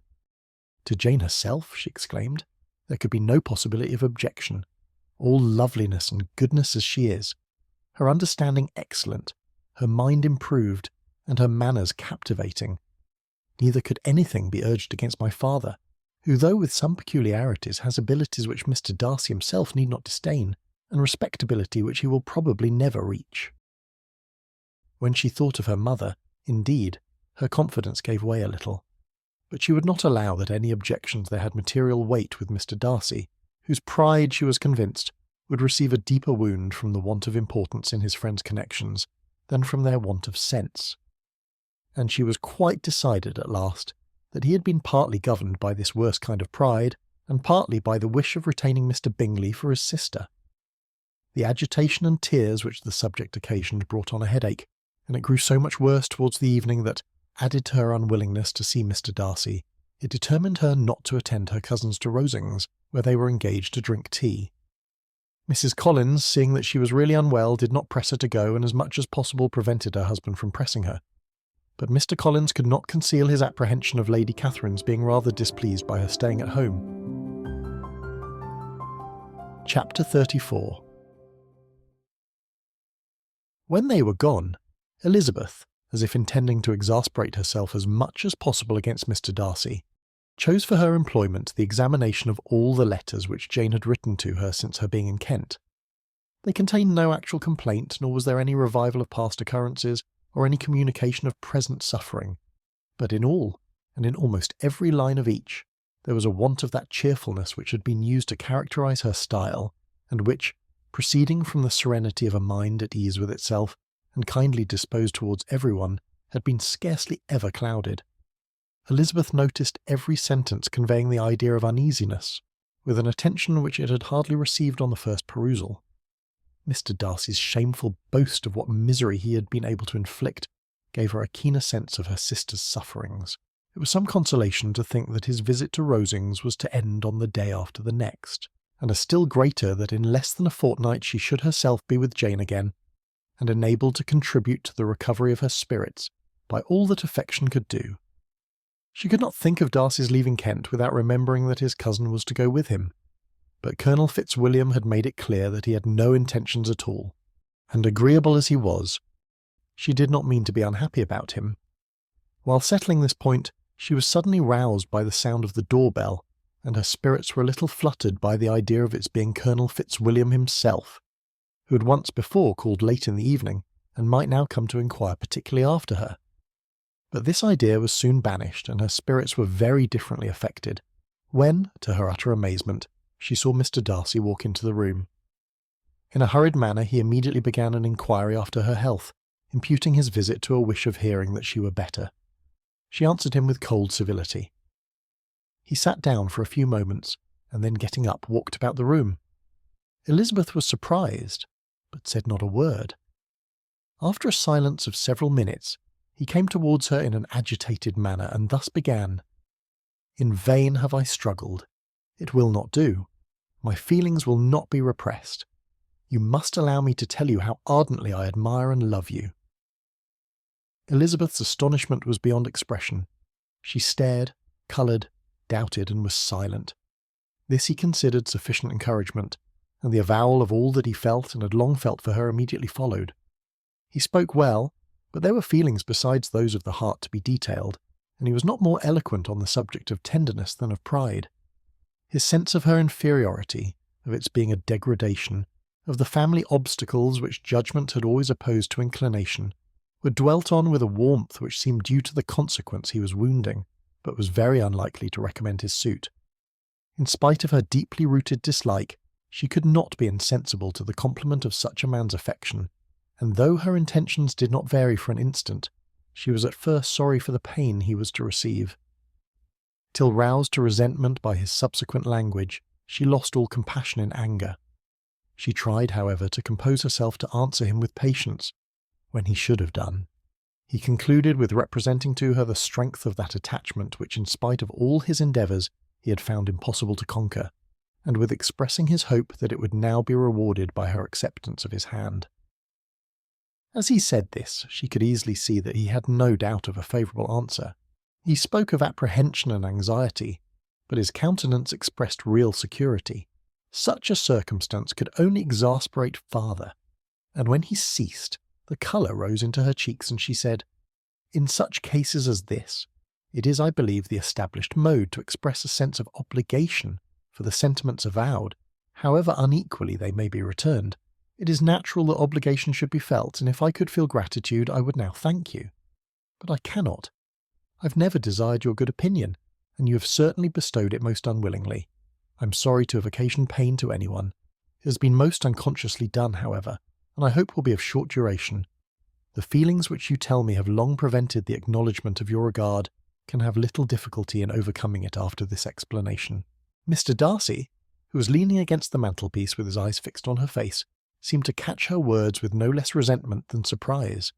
His complexion became pale with anger, and the disturbance of his mind was visible in every feature. He was struggling for the appearance of composure, and would not open his lips till he believed himself to have attained it. The pause was to Elizabeth's feelings dreadful. At length, in a voice of forced calmness, he said, "And this is all the reply which I am to have the honour of expecting. I might, perhaps, wish to be informed why, with so little endeavour at civility, I am thus rejected. But it is of small importance." "I might as well inquire," replied she, "why, with so evident a design of offending and insulting me, you chose to tell me that you liked me against your will, against your reason, and even against your character. Was not this some excuse for incivility if I was uncivil? But I have other provocations. You know I have. Had not my own feelings decided against you, had they been indifferent, or had they even been favourable, do you think that any consideration would tempt me to accept the man who has been the means of ruining, perhaps for ever, the happiness of a most beloved sister?" As she pronounced these words, Mr. Darcy changed colour, but the emotion was short, and he listened without attempting to interrupt her while she continued. "I have every reason in the world to think ill of you. No motive can excuse the unjust and ungenerous part you acted there. You dare not. You cannot deny that you have been the principal, if not the only means of dividing them from each other, of exposing one to the censure of the world for caprice and instability, the other to its derision for disappointed hopes, and involving them both in misery of the acutest kind." She paused, and saw with no slight indignation that he was listening with an air which proved him wholly unmoved by any feeling of remorse. He even looked at her with a smile of affected incredulity. "Can you deny that you have done it?" she repeated. With assumed tranquillity he then replied, "I have no wish of denying that I did everything in my power to separate my friend from your sister, or that I rejoice in my success. Towards him I have been kinder than towards myself." Elizabeth disdained the appearance of noticing this civil reflection, but its meaning did not escape, nor was it likely to conciliate her. "But it is not merely this affair," she continued, "on which my dislike is founded. Long before it had taken place, my opinion of you was decided. Your character was unfolded in the recital which I received many months ago from Mr. Wickham. On this subject, what can you have to say? In what imaginary act of friendship can you here defend yourself? Or under what misrepresentation can you here impose upon others?" "You take an eager interest in that gentleman's concerns," said Darcy, in a less tranquil tone and with a heightened colour. "Who that knows what his misfortunes have been can help feeling an interest in him?" "His misfortunes?" repeated Darcy contemptuously. "Yes, his misfortunes have been great indeed." "And of your infliction," cried Elizabeth with energy, "you have reduced him to his present state of poverty, comparative poverty. You have withheld the advantages which you must know to have been designed for him. You have deprived the best years of his life of that independence which was no less his due than his desert. You have done all this, and yet you can treat the mention of his misfortunes with contempt and ridicule. And this," cried Darcy as he walked with quick steps across the room, "is your opinion of me. This is the estimation in which you hold me. I thank you for explaining it so fully. My faults, according to this calculation, are heavy indeed.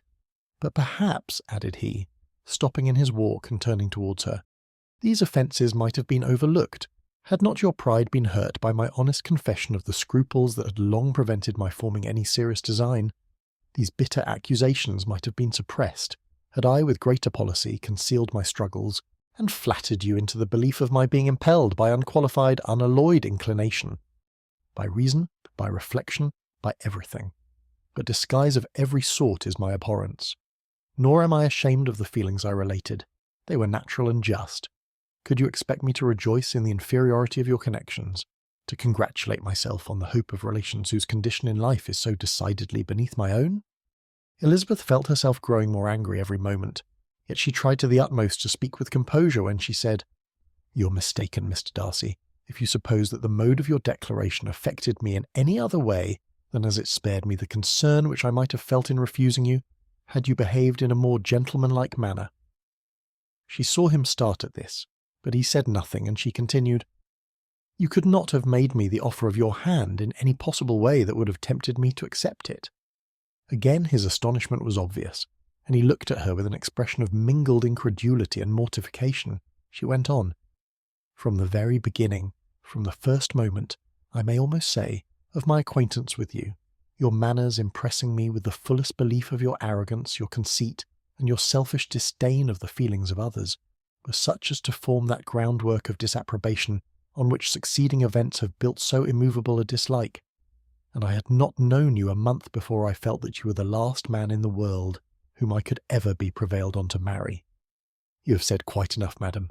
I perfectly comprehend your feelings, and have now only to be ashamed of what my own have been. Forgive me for having taken up so much of your time, and accept my best wishes for your health and happiness." And with these words he hastily left the room, and Elizabeth heard him the next moment open the front door and quit the house. The tumult of her mind was now painfully great. She knew not how to support herself, and from actual weakness sat down and cried for half an hour. Her astonishment, as she reflected on what had passed, was increased by every review of it. That she should receive an offer of marriage from Mr. Darcy, that he should have been in love with her for so many months, so much in love as to wish to marry her in spite of all the objections which had made him prevent his friends marrying her sister, and which must appear, at least with equal force in his own case, was almost incredible.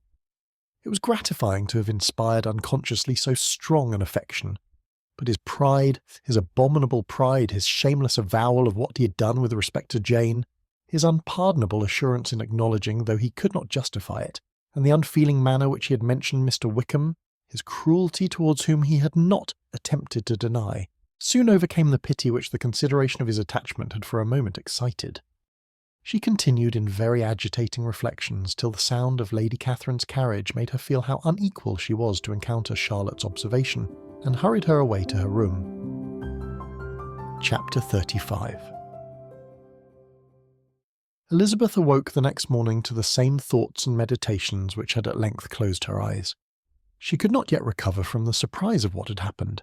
It was impossible to think of anything else, and totally indisposed for employment, she resolved soon after breakfast to indulge herself in air and exercise.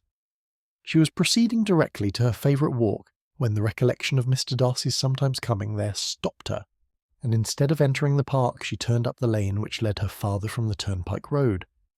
The park paling was still the boundary on one side, and she soon passed one of the gates into the ground. After walking 2 or 3 times along that part of the lane, she was tempted by the pleasantness of the morning to stop at the gates and look into the park. The 5 weeks which she had now passed in Kent had made a great difference in the country, and every day was adding to the verdure of the early trees.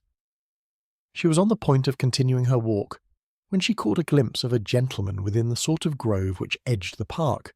He was moving that way, and fearful of its being Mr. Darcy, she was directly retreating. But the person who advanced was now near enough to see her, and stepping forward with eagerness, pronounced her name. She had turned away, but on hearing herself called, though in a voice which proved it to be Mr. Darcy, she moved again towards the gate.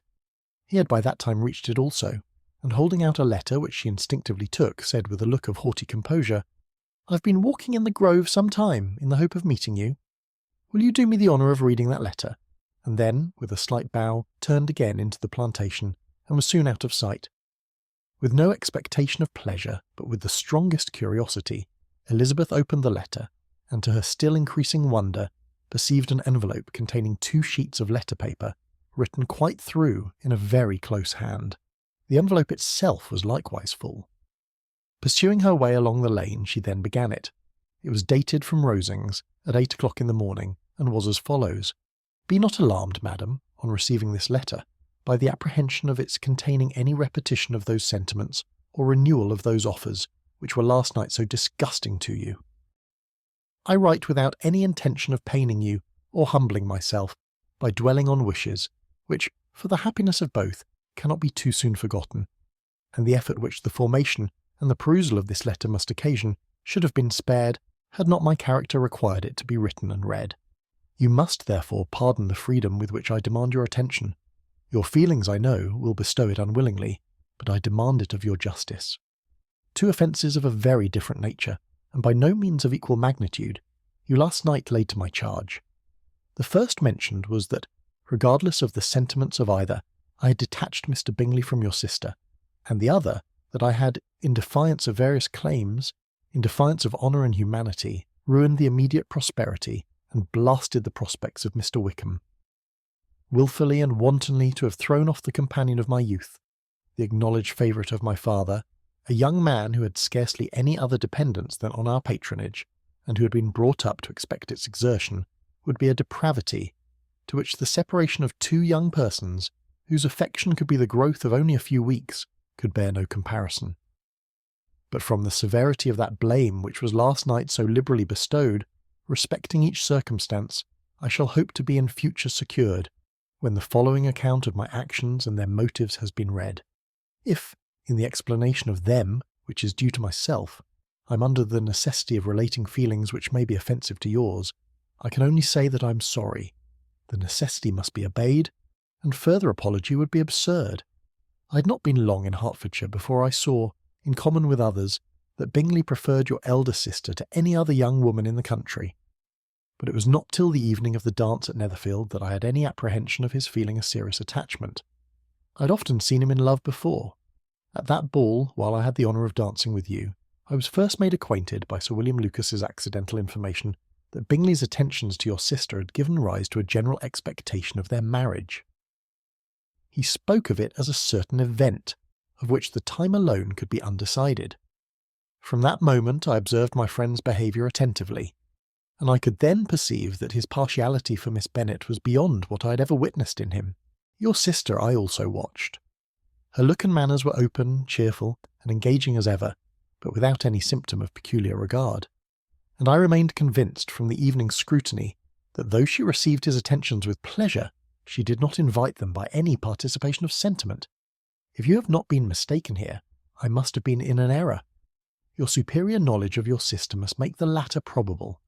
If it be so, if I have been misled by such error to inflict pain on her, your resentment has not been unreasonable.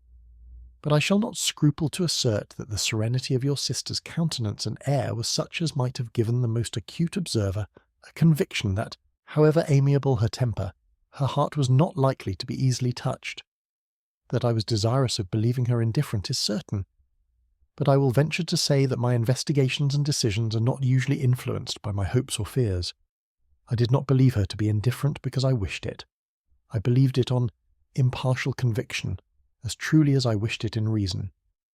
My objections to the marriage were not merely those which I last night acknowledged to have required the utmost force of passion to put aside in my own case. The want of connection could not be so great an evil to my friend as to me. But there were other causes of repugnance, causes which, though still existing and existing to an equal degree in both instances, I had myself endeavoured to forget because they were not immediately before me. These causes must be stated, though briefly. The situation of your mother's family, though objectionable, was nothing in comparison of that total want of propriety so frequently, so almost uniformly betrayed by herself, by your 3 younger sisters, and occasionally even by your father. Pardon me, it pains me to offend you, but amidst your concern for the defects of your nearest relations, and your displeasure at this representation of them, let it give you consolation to consider that to have conducted yourselves so as to avoid any share of the like censure is praise no less generally bestowed on you and your eldest sister than it is honourable to the sense and disposition of both. I will only say, farther, that from what passed that evening my opinion of all parties was confirmed, and every inducement heightened, which could have led me before to preserve my friend from what I esteemed most unhappy connection. He left Netherfield for London on the day following, as you, I am certain, remember, with the design of soon returning. The part which I acted is now to be explained. His sister's uneasiness had been equally excited with my own. Our coincidence of feeling was soon discovered, and alike sensible that no time was to be lost in detaching their brother, we shortly resolved on joining him directly in London. We accordingly went, and there I readily engaged in the office of pointing out to my friend the certain evils of such a choice. I described and enforced them earnestly, but however this remonstrance might have staggered or delayed his determination, I do not suppose that it would ultimately have prevented the marriage, had it not been seconded by the assurance, which I hesitated not in giving, of your sister's indifference. He had before believed her to return his affection with sincere, if not with equal, regard. but Bingley has great natural modesty, with a stronger dependence on my judgment than on his own. To convince him, therefore, that he had deceived himself was no very difficult point. To persuade him against returning into Hertfordshire, when that conviction had been given, was scarcely the work of a moment. I cannot blame myself for having done thus much. There is but one part of my conduct, in the whole affair, on which I do not reflect with satisfaction. It is that I condescended to adopt the measures of art so far as to conceal from him your sister's being in town. I knew it myself, as it was known to Miss Bingley, but her brother is even yet ignorant of it.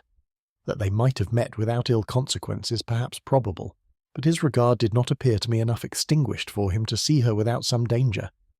Perhaps this concealment, this disguise, was beneath me.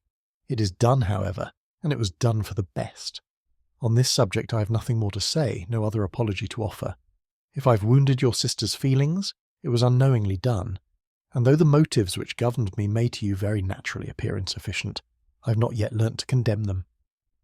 With respect to that other, more weighty accusation of having injured Mr. Wickham, I can only refute it by laying before you the whole of his connection with my family.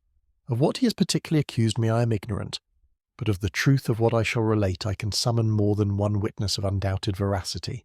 Mr. Wickham is the son of a very respectable man, who had for many years the management of all the Pemberley estates, and whose good conduct in the discharge of his trust naturally inclined my father to be of service to him, and on George Wickham, who was his godson. His kindness was therefore liberally bestowed. My father supported him at school, and afterwards at Cambridge. Most important assistance, as his own father, always poor from the extravagance of his wife, would have been unable to give him a gentleman's education. My father was not only fond of this young man's society, whose manners were always engaging, he had also the highest opinion of him, and hoping the church would be his profession, intended to provide for him in it. As for myself, it is many, many years since I first began to think of him in a very different manner. The vicious propensities, the want of principle, which he was careful to guard from the knowledge of his best friend, could not escape the observation of a young man of nearly the same age with himself, and who had opportunities of seeing him in unguarded moments, which Mr. Darcy could not have. Here again I shall give you pain, to what degree you only can tell. But whatever may be the sentiments which Mr. Wickham has created, the suspicion of their nature shall not prevent me from unfolding his real character. It adds even another motive. My excellent father died about 5 years ago, and his attachment to Mr. Wickham was to the last so steady that, in his will, he particularly recommended it to me to promote his advancement in the best manner that his profession might allow, and if he took orders, desired that a valuable family living might be his as soon as it became vacant. There was also a legacy of £1,000. His own father did not long survive mine, and within half a year from these events Mr. Wickham wrote to inform me that, having finally resolved against taking orders, he hoped I should not think it unreasonable for him to expect some more immediate pecuniary advantage, in lieu of the preferment by which he could not be benefited. He had some intention, he added, of studying the law, and I must be aware that the interest of £1,000 would be a very insufficient support therein.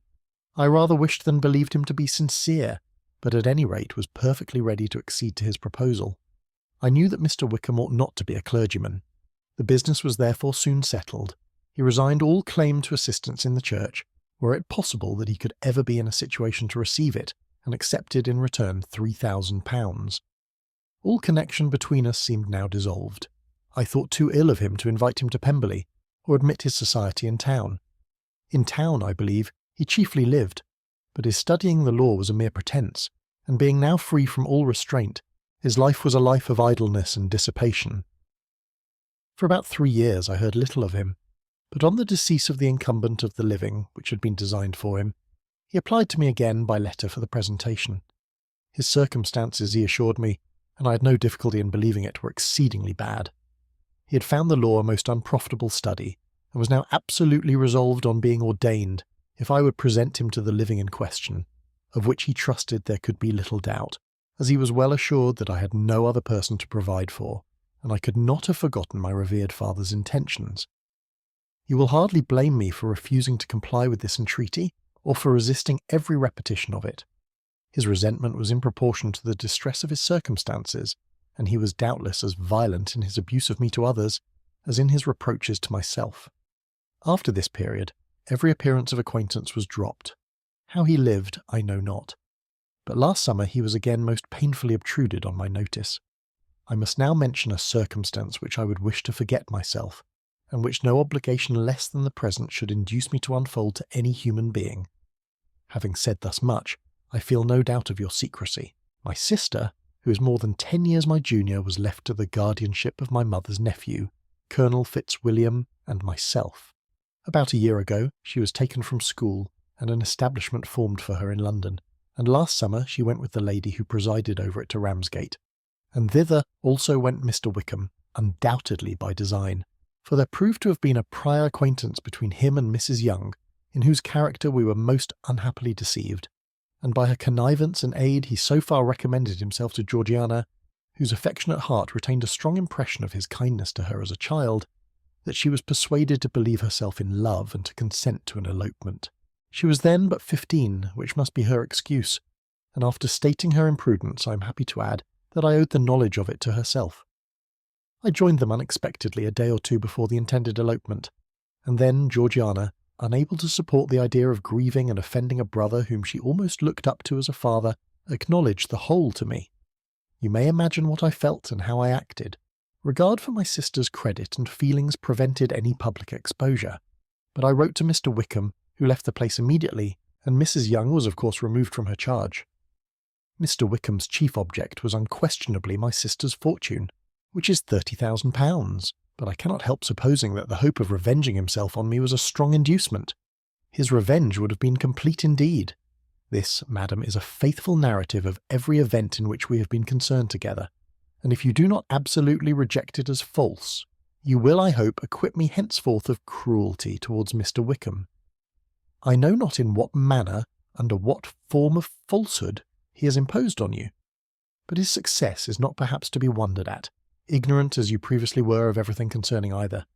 Detection could not be in your power, and suspicion certainly not in your inclination. You may possibly wonder why all this was not told you last night, but I was not then master enough of myself to know what could or ought to be revealed. For the truth of everything here related, I can appeal more particularly to the testimony of Colonel Fitzwilliam, who from our near relationship and constant intimacy, and still more as one of the executors of my father's will, has been unavoidably acquainted with every particular of these transactions. If your abhorrence of me should make my assertions valueless, you cannot be prevented by the same cause from confiding in my cousin, and that there may be the possibility of consulting him, I shall endeavour to find some opportunity of putting this letter in your hands in the course of the morning. I will only add, God bless you. Fitzwilliam Darcy. If you're enjoying this audiobook and would like to see more, please consider liking and subscribing, or explore our catalogue celebrating classical literature through unique, book-inspired retail items at echoesfromthedust.com, link in the description. Discover elegant gifts, decor, apparel and stationery, inspired by timeless works like Pride and Prejudice, perfect for book lovers, collectors, and anyone seeking to bring literary classics into modern life. Chapter 36. Elizabeth, when Mr. Darcy gave her the letter, did not expect it to contain a renewal of his offers. She'd formed no expectation at all of its contents, but such as they were, it may be well supposed how eagerly she went through them, and what a contrariety of emotion they excited. Her feelings as she read were scarcely to be defined. With amazement did she first understand that he believed any apology to be in his power, and steadfastly was she persuaded that he could have no explanation to give, which a just sense of shame would not conceal. With a strong prejudice against everything he might say, she began his account of what had happened at Netherfield. She read with an eagerness which hardly left her power of comprehension, and from impatience of knowing what the next sentence might bring, was incapable of attending to the sense of the one before her eyes. His belief of her sister's insensibility she instantly resolved to be false, and his account of the real, the worst objections to the match, made her too angry to have any wish of doing him justice. He expressed no regret for what he had done which satisfied her. His style was not penitent but haughty. It was all pride and insolence. But when this subject was succeeded by his account of Mr. Wickham, when she read, with somewhat clearer attention, a relation of events which, if true, must overthrow every cherished opinion of his worth, and which bore so alarming an affinity to his own history of himself, her feelings were yet more acutely painful and more difficult of definition. Astonishment, apprehension, and even horror oppressed her. She wished to discredit it entirely, repeatedly exclaiming, "This must be false, this cannot be, this must be the grossest falsehood." And when she had gone through the whole letter, though scarcely knowing anything of the last page or two, put it hastily away, protesting that she would not regard it, that she would never look in it again. In this perturbed state of mind, with thoughts that could rest on nothing, she walked on. But it would not do. In half a minute the letter was unfolded again, and collecting herself as well as she could, she again began the mortifying perusal of all that related to Wickham, and commanded herself so far as to examine the meaning of every sentence. The account of his connection with the Pemberley family was exactly what he had related himself, and the kindness of the late Mr. Darcy, though she had not before known its extent, agreed equally well with his own words. So far each recital confirmed the other, but when she came to the will, the difference was great. What Wickham had said of the living was fresh in her memory, and as she recalled his very words, it was impossible not to feel that there was gross duplicity on one side or the other, and for a few moments she flattered herself that her wishes did not err. But when she read and reread, with the closest attention, the particulars immediately following of Wickham's resigning all pretensions to the living, of his receiving in lieu so considerable a sum as £3,000, again was she forced to hesitate. She put down the letter, weighed every circumstance with what she meant to be impartiality, deliberated on the probability of each statement, but with little success. On both sides it was only assertion. Again she read on. But every line proved more clearly that the affair, which she had believed it impossible that any contrivance could so represent as to render Mr. Darcy's conduct in it less than infamous, was capable of a turn which must make him entirely blameless throughout the whole. The extravagance and general profligacy which he scrupled not to lay to Mr. Wickham's charge exceedingly shocked her, the more so as she could bring no proof of its injustice. She had never heard of him before his entrance into the Shire militia, in which he had engaged at the persuasion of the young man, who on meeting him accidentally in town, had there renewed a slight acquaintance. Of his former way of life, nothing had been known in Hertfordshire but what he told himself. As to his real character, had information been in her power, she had never felt a wish of inquiring. His countenance, voice, and manner had established him at once in the possession of every virtue. She tried to recollect some instance of goodness, some distinguished trait of integrity or benevolence that might rescue him from the attacks of Mr. Darcy, or at least by the predominance of virtue, atone for those casual errors under which she would endeavour to class what Mr. Darcy had described as the idleness and vice of many years' continuance. But no such recollection befriended her. She could see him instantly before her, in every charm of air and address, but she could remember no more substantial good than the general approbation of the neighbourhood, and the regard which his social powers had gained him in the mess. After pausing on this point a considerable while, she once more continued to read. But, alas! The story which followed of his designs on Miss Darcy received some confirmation from what had passed between Colonel Fitzwilliam and herself only the morning before, and at last she was referred for the truth of every particular to Colonel Fitzwilliam himself, from whom she had previously received the information of his near concern in all his cousin's affairs, and whose character she had no reason to question. At one time she had almost resolved on applying to him, but the idea was checked by the awkwardness of the application, and at length wholly banished by the conviction that Mr. Darcy would never have hazarded such a proposal if he had not been well assured of his cousin's corroboration. She perfectly remembered everything that had passed in conversation between Wickham and herself in their first evening at Mr. Phillips's. Many of his expressions were still fresh in her memory. She was now struck with the impropriety of such communications to a stranger, and wondered it had escaped her before. She saw the indelicacy of putting himself forward as he had done, and the inconsistency of his professions with his conduct. She remembered that he had boasted of having no fear of seeing Mr. Darcy, that Mr. Darcy might leave the country, but that he should stand his ground. Yet he had avoided the Netherfield ball the very next week. She remembered also that till the Netherfield family had quitted the country, he had told his story to no one but herself, but that after their removal it had been everywhere discussed, that he had then no reserves, no scruples in sinking Mr. Darcy's character, though he had assured her that respect for the father would always prevent his exposing the sun. How differently did everything now appear in which he was concerned. His attentions to Miss King were now the consequence of views solely and hatefully mercenary, and the mediocrity of her fortune proved no longer the moderation of his wishes, but his eagerness to grasp at anything. His behaviour to herself could now have had no tolerable motive. He had either been deceived with regard to her fortune, or had been gratifying his vanity by encouraging the preference which she believed she had most incautiously shown. Every lingering struggle in his favour grew fainter and fainter, and in further justification of Mr. Darcy, she could not but allow that Mr. Bingley, when questioned by Jane, had long ago asserted his blamelessness in the affair, that, proud and repulsive as were his manners, she had never, in the whole course of their acquaintance, an acquaintance which had latterly brought them much together and given her a sort of intimacy with his ways, seen anything that betrayed him to be unprincipled or unjust, anything that spoke him of irreligious or immoral habits, that among his own connections he was esteemed and valued, that even Wickham had allowed him merit as a brother, and that she had often heard him speak so affectionately of his sister, as to prove him capable of some amiable feeling, that had his actions been what Wickham represented them, so gross a violation of everything right could hardly have been concealed from the world, and that friendship between a person capable of it and such an amiable man as Mr. Bingley was incomprehensible. She grew absolutely ashamed of herself. Of neither Darcy nor Wickham could she think without feeling that she had been blind, partial, prejudiced, absurd. "How despicably have I acted," she cried. "I, who have prided myself on my discernment. I, who have valued myself on my abilities. Who have often disdained the generous candour of my sister, and gratified my vanity in useless or blameless distrust. How humiliating is this discovery, yet how just a humiliation! Had I been in love, I could not have been more wretchedly blind.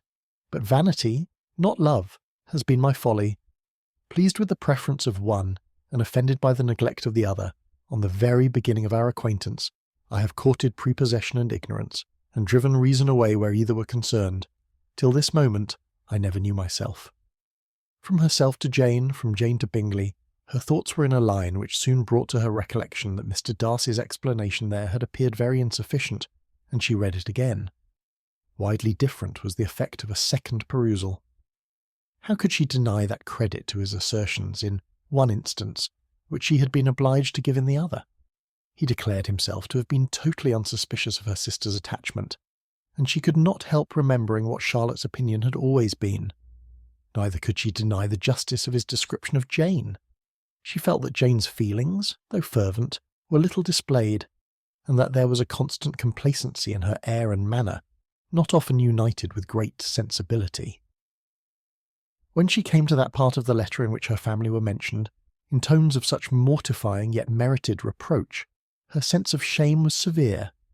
The justice of the charge struck her too forcibly for denial, and the circumstances to which he particularly alluded, as having passed at the Netherfield ball, and as confirming all his first disapprobation, could not have made a stronger impression on his mind than on hers.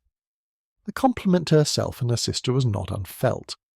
It soothed, but it could not console her for the contempt which had been thus self-attracted by the rest of her family, and as she considered that Jane's disappointment had, in fact, been the work of her nearest relations, and reflected how materially the credit of both must be hurt by such impropriety of conduct, she felt depressed beyond anything she had ever known before.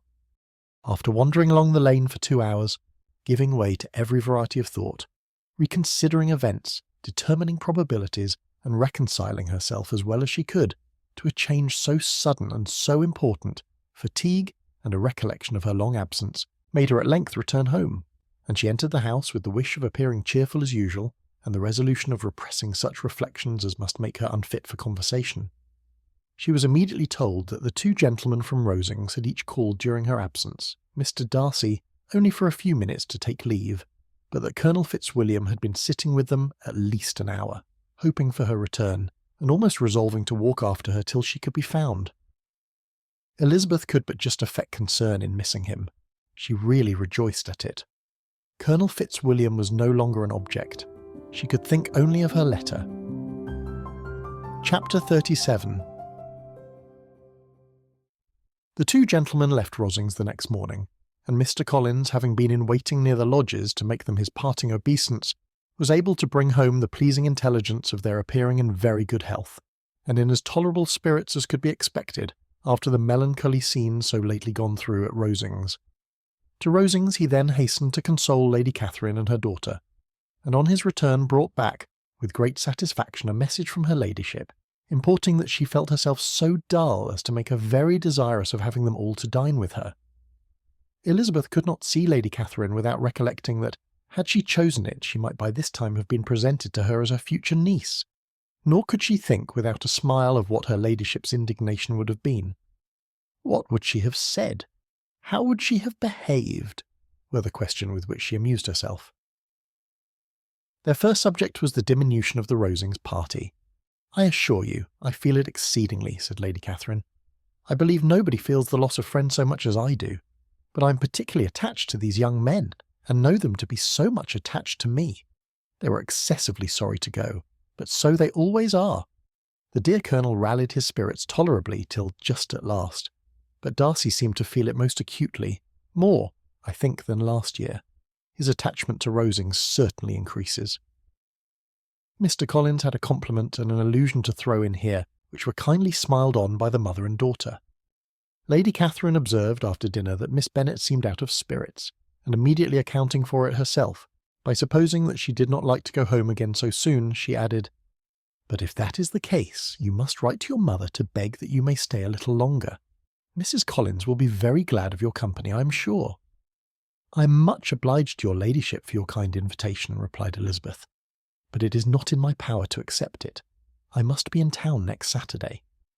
"Why, at that rate you will have been here only 6 weeks. I expected you to stay 2 months.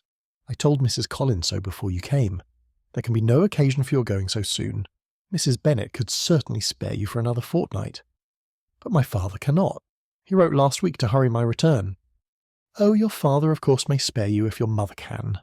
Daughters are never of so much consequence to a father, and if you will stay another month complete, it will be in my power to take one of you as far as London, for I am going there early in June for a week, and as Dawson does not object to the barouche box, there will be very good room for one of you. And indeed, if the weather should happen to be cool, I should not object to taking you both, as you're neither of you large." "You are all kindness, madam, but I believe we must abide by our original plan." Lady Catherine seemed resigned. "Mrs. Collins, you must send a servant with them. You know I always speak my mind, and I cannot bear the idea of 2 young women travelling post by themselves. It is highly improper. You must contrive to send somebody. I have the greatest dislike in the world to that sort of thing. Young women should always be properly guarded and attended, according to their situation in life. When my niece Georgiana went to Ramsgate last summer, I made a point of her having 2 men servants go with her. Miss Darcy, the daughter of Mr. Darcy of Pemberley, and Lady Anne, could not have appeared with propriety in a different manner. I am excessively attentive to all those things. You must send John with the young ladies, Mrs. Collins. I am glad it occurred to me to mention it, for it would really be discreditable to you to let them go alone. My uncle is to send a servant for us." "Oh, your uncle? He keeps a man-servant, does he? I am very glad you have somebody who thinks of those things. Where shall you change horses?" "Oh, Bromley, of course. If you mention my name at the bell, you will be attended to." Lady Catherine had many other questions to ask respecting their journey, and as she did not answer them all herself, attention was necessary, which Elizabeth believed to be lucky for her, or, with a mind so occupied, she might have forgotten where she was. Reflection must be reserved for solitary hours.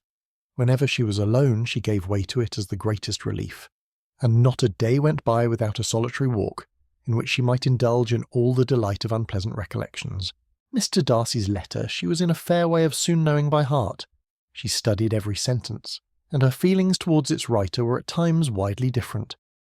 When she remembered the style of his address, she was still full of indignation, but when she considered how unjustly she had condemned and upbraided him, her anger was turned against herself, and his disappointed feelings became the object of compassion. His attachment excited gratitude, his general character respect, but she could not approve him. Nor could she for a moment repent her refusal, or feel the slightest inclination ever to see him again. In her own past behaviour there was a constant source of vexation and regret, and in the unhappy defects of her family, a subject of yet heavier chagrin. They were hopeless of remedy. Her father, contented with laughing at them, would never exert himself to restrain the wild giddiness of his youngest daughters, and her mother, with manners so far from right herself, was entirely insensible of the evil.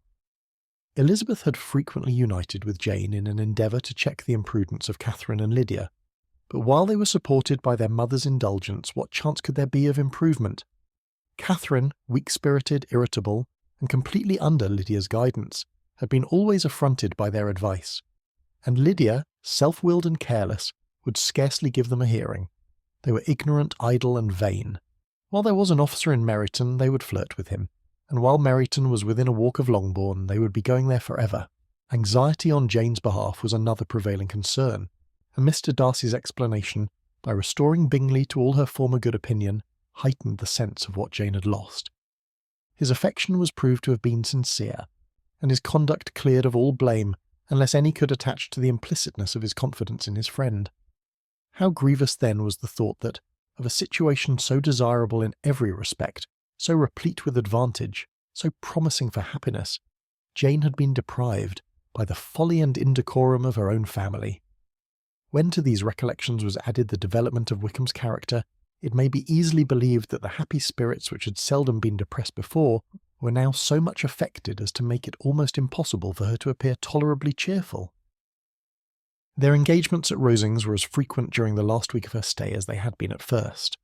The very last evening was spent there, and her ladyship again inquired minutely into the particulars of their journey, gave them directions as to the best method of packing, and was so urgent on the necessity of placing gowns in the only right way, that Maria thought herself obliged, on her return, to undo all the work of the morning and pack her trunk afresh.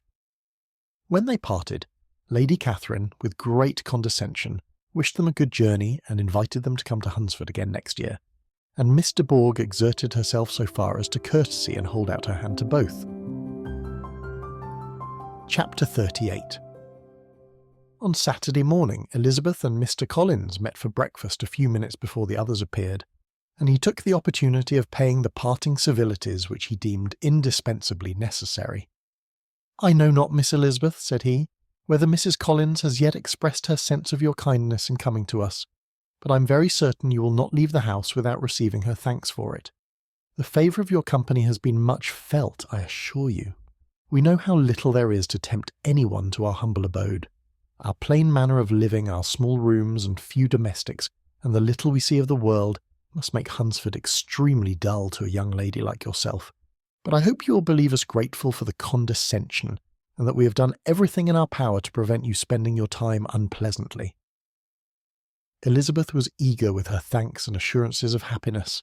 She had spent 6 weeks with great enjoyment, and the pleasure of being with Charlotte, and the kind attention she had received, must make her feel the obliged. Mr. Collins was gratified, and with a more smiling solemnity replied, "It gives me the greatest pleasure to hear that you have passed your time not disagreeably. We have certainly done our best, and most fortunately having it in our power to introduce you to very superior society, and from our connection with Rosings, the frequent means of varying the humble home scene, I think we may flatter ourselves that your Hunsford visit cannot have been entirely irksome. Our situation with regard to Lady Catherine's family is, indeed, the sort of extraordinary advantage and blessing which few can boast. You see on what a footing we are. You see how continually we are engaged there. In truth, I must acknowledge that, with all the disadvantages of this humble parsonage, I should not think anyone abiding in it an object of compassion, while they're sharers of our intimacy at Rosings." Words were insufficient for the elevation of his feelings, and he was obliged to walk about the room, while Elizabeth tried to unite civility and truth in a few short sentences. "You may, in fact, carry a very favourable report of us into Hertfordshire, my dear cousin. I flatter myself, at least, that you will be able to do so. Lady Catherine's great attentions to Mrs. Collins you have been a daily witness of, and altogether I trust it does not appear that your friend has drawn an unfortunate, but on this point it will be as well to be silent. Only let me assure you, my dear Miss Elizabeth, that I can from my heart most cordially wish you equal felicity in marriage. My dear Charlotte and I have but one mind and one way of thinking. There is in everything a most remarkable resemblance of character and ideas between us. We seem to have been designed for each other. Elizabeth could safely say that it was a great happiness where that was the case, and with equal sincerity could add that she firmly believed and rejoiced in his domestic comforts. She was not sorry, however, to have the recital of them interrupted by the entrance of the lady from whom they sprang. Poor Charlotte! It was melancholy to leave her to such society. But she'd chosen it with her eyes open, and though evidently regretting that her visitors were to go, she did not seem to ask for compassion. Her home and her housekeeping, her parish and her poultry, and all their dependent concerns had not yet lost their charms. At length the chaise arrived, the trunks were fastened on, the parcels placed within, and it was pronounced to be ready. After an affectionate parting between the friends, Elizabeth was attended to the carriage by Mr. Collins, and as they walked down the garden, he was commissioning her with his best respects to all her family, not forgetting his thanks for the kindness he had received at Longbourn in the winter, and his compliments to Mr. and Mrs. Gardiner, though unknown. He then handed her in, Maria followed, and the door was on the point of being closed, when he suddenly reminded them, with some consternation, that they had hitherto forgotten to leave any message for the ladies of Rosings. They had forgotten to leave any message. But, he added, you will of course wish to have your humble respects delivered to them, with your grateful thanks for their kindness to you while you have been here. Elizabeth made no objection. The door was then allowed to be shut, and the carriage drove off. "Good gracious!" cried Maria, after a few minutes' silence. "It seems but a day or two since we first came, and yet how many things have happened!" "A great many indeed," said her companion with a sigh. "We have dined 9 times at Rosings, besides drinking tea there twice. How much I shall have to tell!" Elizabeth privately added, "and how much I shall have to conceal." Their journey was performed without much conversation, or any alarm, and within 4 hours of their leaving Hunsford they reached Mr. Gardiner's house, where they were to remain a few days.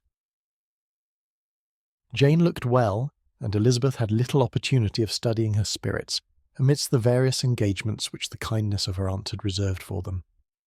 But Jane was to go home with her, and at Longbourn there would be leisure enough for observation. It was not without an effort, meanwhile, that she could wait even for Longbourn before she told her sister of Mr. Darcy's proposals.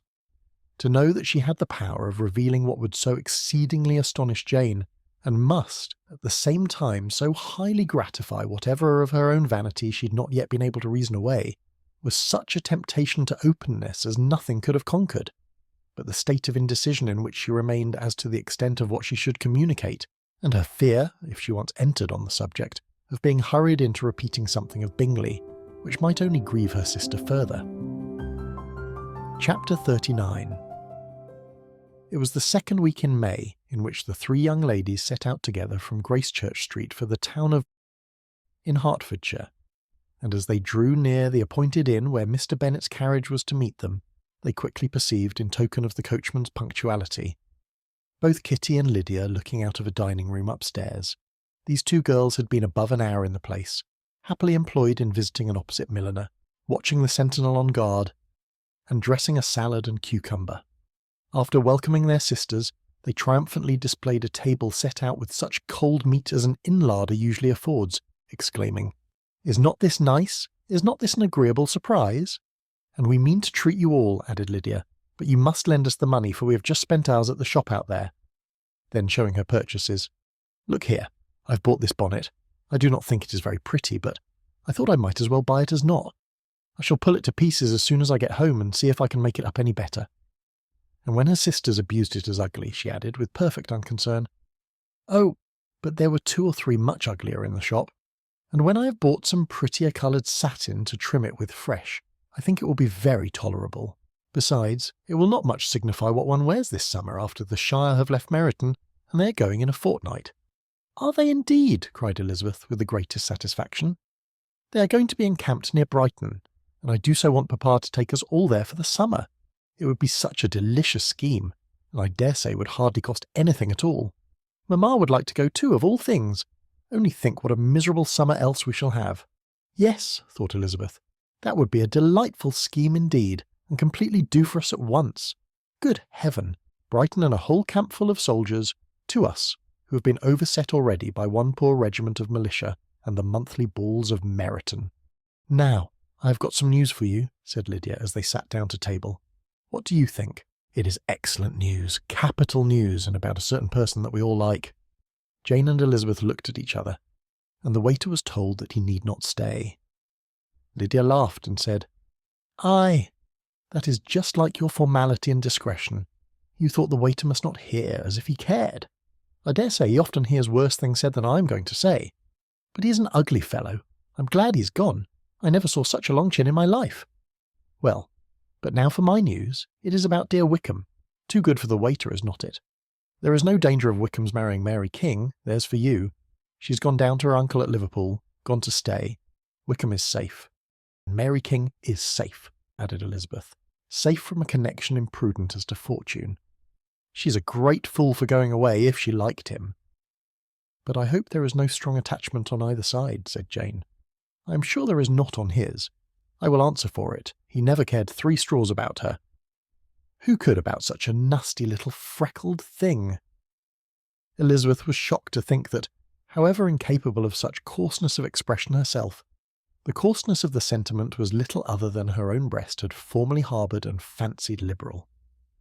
As soon as all had ate and the elder ones paid, the carriage was ordered, and after some contrivance the whole party, with all their boxes, work-bags and parcels, and the unwelcome addition of Kitty's and Lydia's purchases, were seated in it. "How nicely we're crammed in," cried Lydia. "I am glad I brought my bonnet, if it is only for the fun of having another bandbox. Well, now let us be quite comfortable and snug, and talk and laugh all the way home. And in the first place, let us hear what has happened to you all since you went away.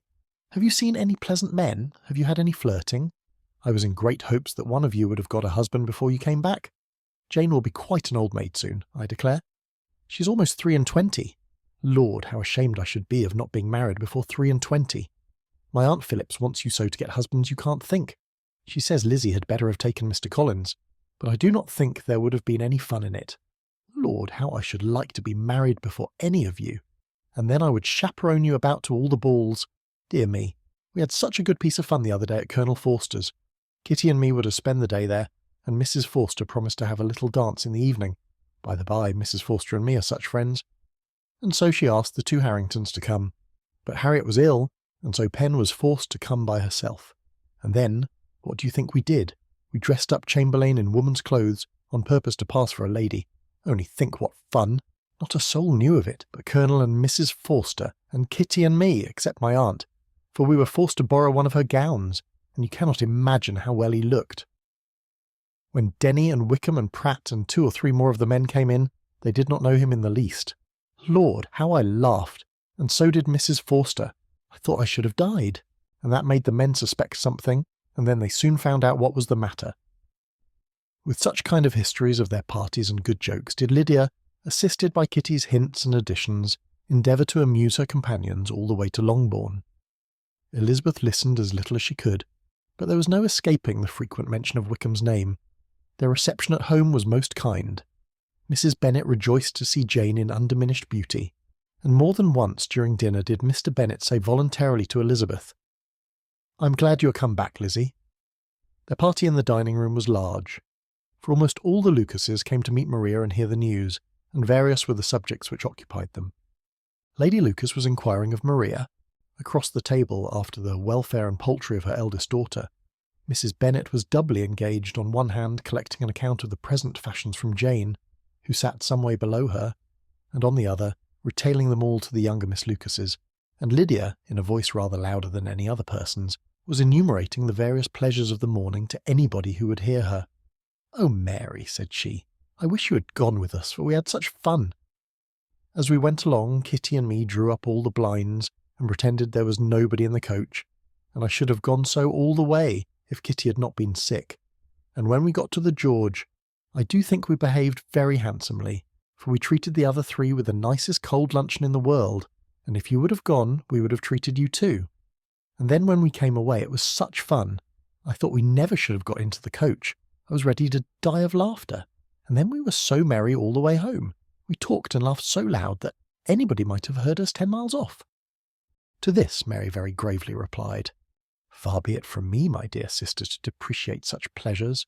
They would doubtless be congenial with the generality of female minds, but I confess they would have no charms for me. I should infinitely prefer a book." But of this answer Lydia heard not a word. She seldom listened to anybody for more than half a minute, and never attended to Mary at all.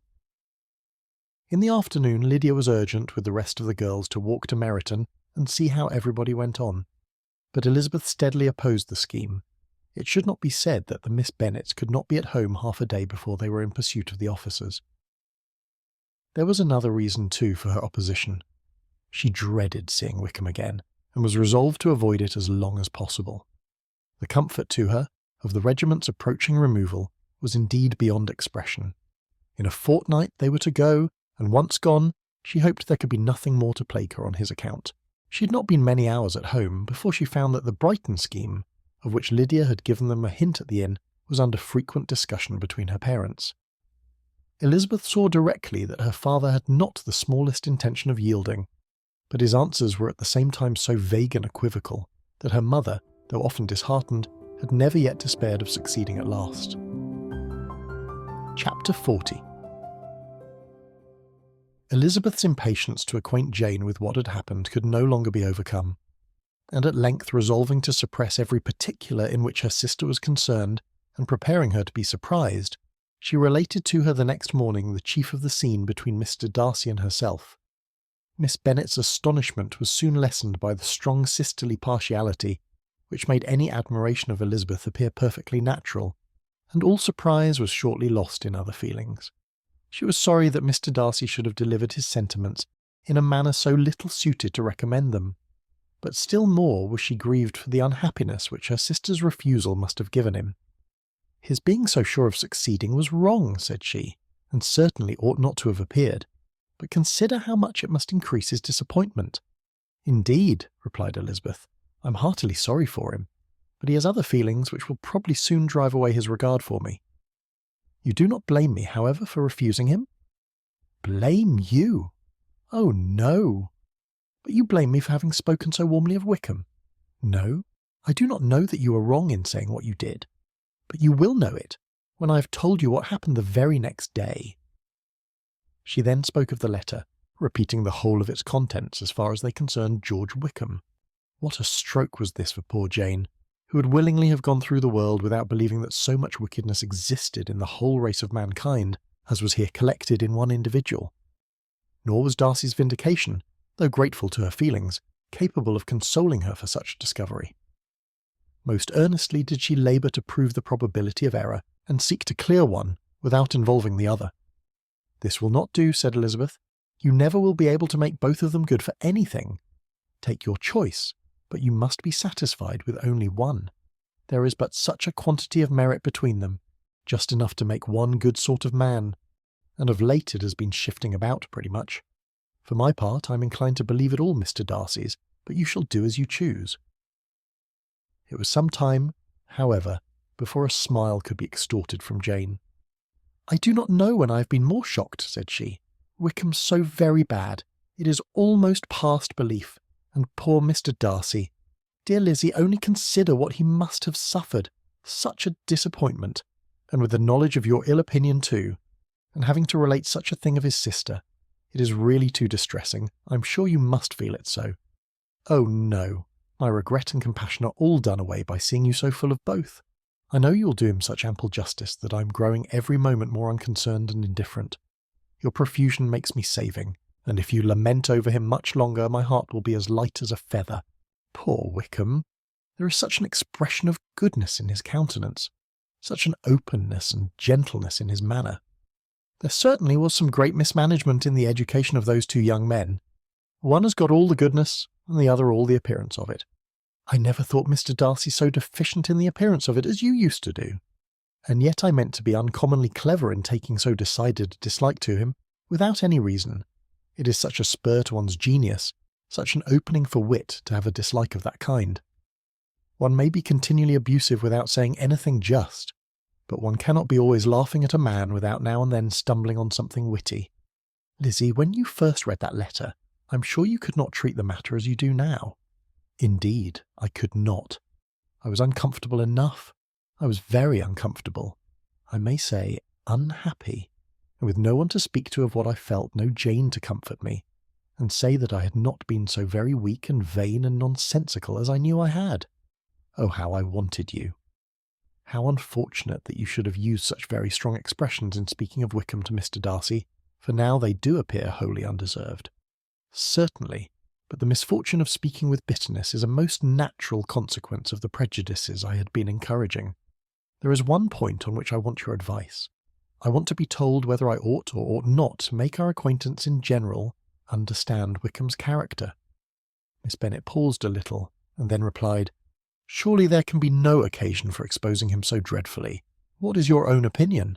That it ought not to be attempted. Mr. Darcy has not authorised me to make his communication public. On the contrary, every particular relative to his sister was meant to be kept as much as possible to myself, and if I endeavour to undeceive people as to the rest of his conduct, who will believe me? The general prejudice against Mr. Darcy is so violent that it would be the death of half the good people in Meryton to attempt to place him in an amiable light. I am not equal to it. Wickham will soon be gone, and therefore it will not signify to anybody here what he really is. Some time hence it will be all found out, and then we may laugh at their stupidity in not knowing it before. At present I will say nothing about it. You are quite right. To have his errors made public might ruin him forever. He is now perhaps sorry for what he has done and anxious to re-establish a character. We must not make him desperate." The tumult of Elizabeth's mind was allayed by this conversation. She had got rid of two of the secrets which had weighed on her for a fortnight, and was certain of a willing listener in Jane, whenever she might wish to talk again of either. But there was still something lurking behind, of which prudence forbade the disclosure.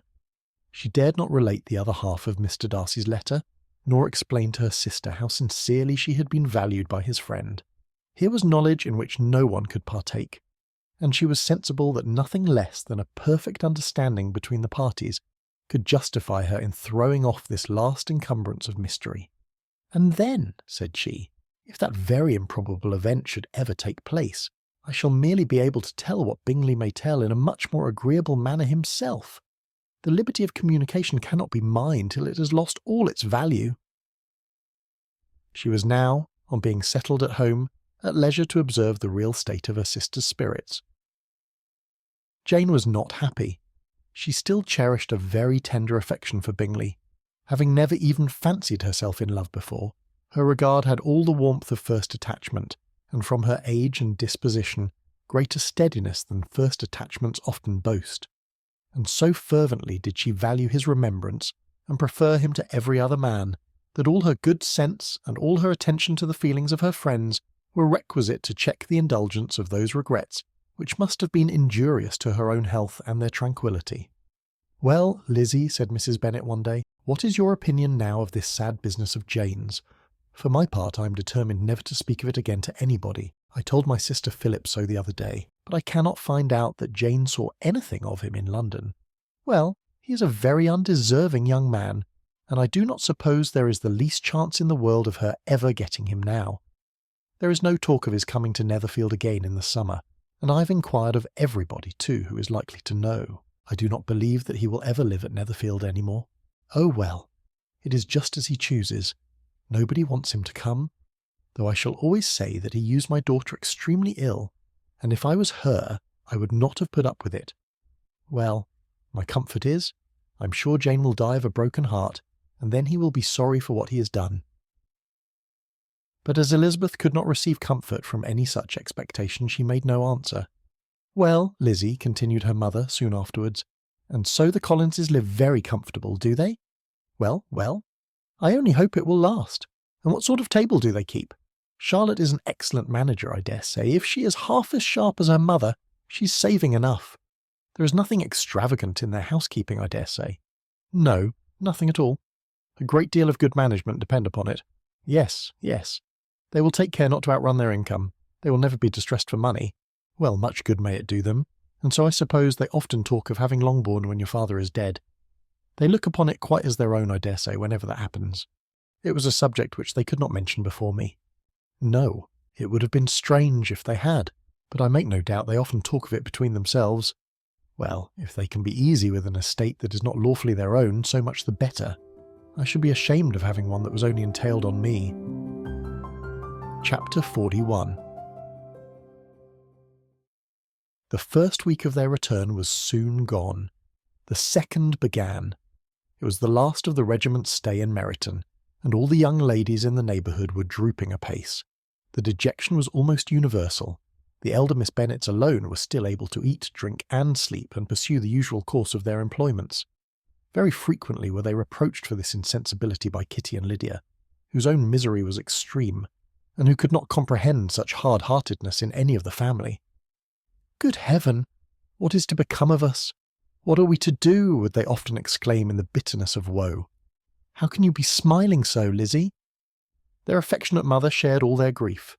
She remembered what she had herself endured on the similar occasion 25 years ago. "I'm sure," said she, "I cried for 2 days together when Colonel Miller's regiment went away. I thought I should have broke my heart." "I'm sure I shall break mine," said Lydia.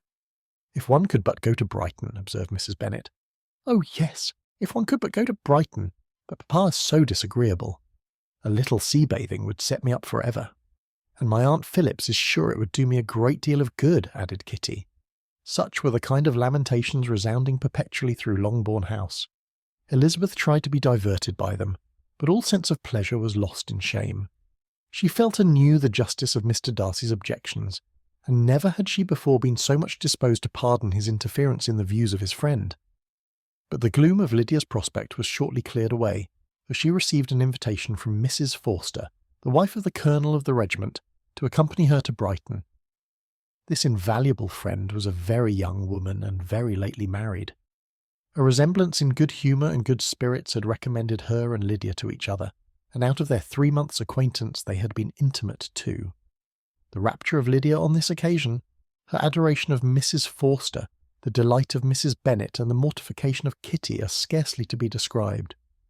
Wholly inattentive to her sister's feelings, Lydia flew about the house in restless ecstasy, calling for everyone's congratulations, and laughing and talking with more violence than ever, whilst the luckless Kitty continued in the parlour repining at her fate in terms as unreasonable as her accent was peevish.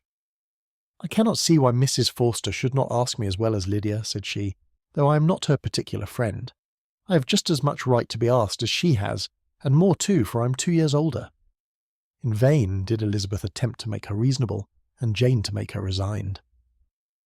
As for Elizabeth herself, this invitation was so far from exciting in her the same feelings as in her mother and Lydia, that she considered it as the death warrant of all possibility of common sense for the latter, and detestable as such a step must make her, were it known, she could not help secretly advising her father not to let her go. She represented to him all the improprieties of Lydia's general behaviour, the little advantage she could derive from the friendship of such a woman as Mrs. Forster, and the probability of her being yet more imprudent with such a companion at Brighton, where the temptations must be greater than at home. He heard her attentively, and then said, "Lydia will never be easy till she's exposed herself in some public place or other, and we can never expect her to do it with so little expense or inconvenience to her family as under the present circumstances." "If you were aware," said Elizabeth, "of the very great disadvantage to us all, which must arise from the public notice of Lydia's unguarded and imprudent manner, nay, which has already arisen from it, I'm sure you would judge differently in the affair." "Already arisen," repeated Mr. Bennet. "What, has she frightened away some of your lovers?" "Poor little Lizzie, but do not be cast down. Such squeamish youths as cannot bear to be connected with a little absurdity are not worth a regret. Come, let me see the list of the pitiful fellows who have been kept aloof by Lydia's folly. Indeed, you are mistaken. I have no such injuries to resent. It is not of peculiar but of general evils which I am now complaining. Our importance, our respectability in the world, must be affected by the wild volatility, the assurance and disdain of all restraint which mark Lydia's character. Excuse me, for I must speak plainly. If you, my dear father, will not take the trouble of checking her exuberant spirits, and of teaching her that her present pursuits are not to be the business of her life, she will soon be beyond the reach of amendment. Her character will be fixed, and she will at 16 be the most determined flirt that ever made herself and her family ridiculous.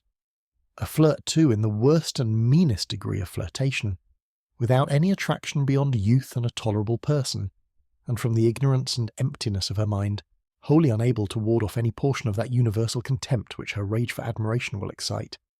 In this danger Kitty is also comprehended. She will follow wherever Lydia leads, vain, ignorant, idle, and absolutely uncontrolled.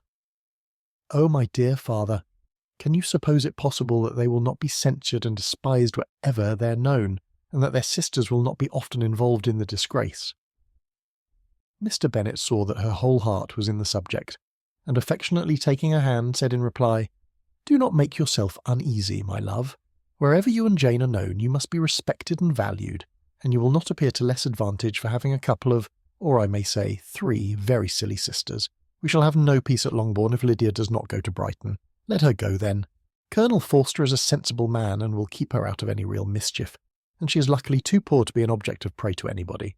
At Brighton she will be of less importance even as a common flirt than she has been here. The officers will find women better worth their notice. Let us hope, therefore, that her being there may teach her her own insignificance. At any rate, she cannot grow many degrees worse, without authorizing us to lock her up for the rest of her life." With this answer, Elizabeth was forced to be content, but her own opinion continued the same, and she left him disappointed and sorry. It was not in her nature, however, to increase her vexations by dwelling on them. She was confident of having performed her duty, and to fret over unavoidable evils, or augment them by anxiety, was no part of her disposition. Had Lydia and her mother known the substance of her conference with her father, their indignation would hardly have found expression in their united volubility.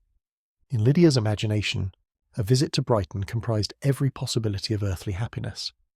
She saw, with the creative eye of fancy, the streets of that gay bathing place covered with officers. She saw herself the object of attention to tens and to scores of them at present unknown. She saw all the glories of the camp, its tents stretched forth in beauteous uniformity of lines, crowded with the young and the gay and dazzling with scarlet, and to complete the view she saw herself seated beneath a tent, tenderly flirting with at least 6 officers at once. Had she known that her sister sought to tear her from such prospects and such realities as these, what would have been her sensations? They could have been understood only by her mother, who might have felt nearly the same. Lydia's going to Brighton was all that consoled her for the melancholy conviction of her husband's never intending to go there himself. But they were entirely ignorant of what had passed, and their raptures continued with little intermission to the very day of Lydia's leaving home. Elizabeth was now to see Mr. Wickham for the last time.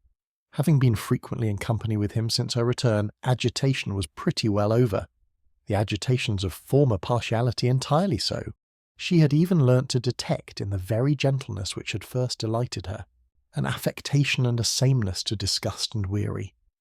In his present behaviour to herself, moreover, she had a fresh source of displeasure, for the inclination he soon testified of renewing those attentions which had marked the early part of their acquaintance could only serve, after what had since passed, to provoke her. She lost all concern for him in finding herself thus selected as the object of such idle and frivolous gallantry, and while she steadily repressed it, could not but feel the reproof contained in his believing that however long and for whatever cause his attentions had been withdrawn, her vanity would be gratified and her preference secured at any time by their renewal. On the very last day of the regiment's remaining in Meryton, he dined, with others of the officers, at Longbourn, and so little was Elizabeth disposed to part from him in good humour that, on his making some inquiry as to the manner in which her time had passed at Hunsford, she mentioned Colonel Fitzwilliam's and Mr. Darcy's having both spent 3 weeks at Rosings, and asked him if he were acquainted with the former. He looked surprised, displeased, alarmed, but with a moment's recollection and a returning smile replied that he had formerly seen him often, and after observing that he was a very gentlemanlike man, asked her how she had liked him. Her answer was warmly in his favour. With an air of indifference, he soon afterwards added, "How long did you say that he was at Rosings?" "Nearly 3 weeks." "And you saw him frequently?" "Yes, almost every day." "His manners are very different from his cousin's." "Yes, very different.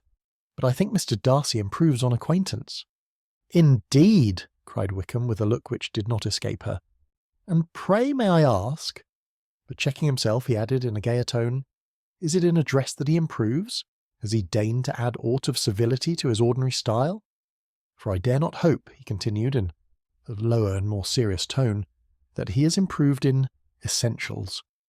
"Oh no," said Elizabeth, "in essentials, I believe, he is very much what he ever was."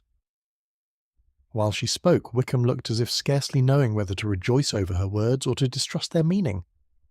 There was a something in her countenance which made him listen with an apprehensive and anxious attention, while she added, When I said that he improved on acquaintance, I did not mean that either his mind or manners were in a state of improvement, but that from knowing him better, his disposition was better understood.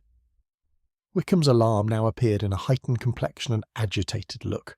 For a few minutes he was silent, till, shaking off his embarrassment, he turned to her again, and said in the gentlest of accents, "You, who so well know my feelings towards Mr. Darcy, will readily comprehend how sincerely I must rejoice that he is wise enough to assume even the appearance of what is right.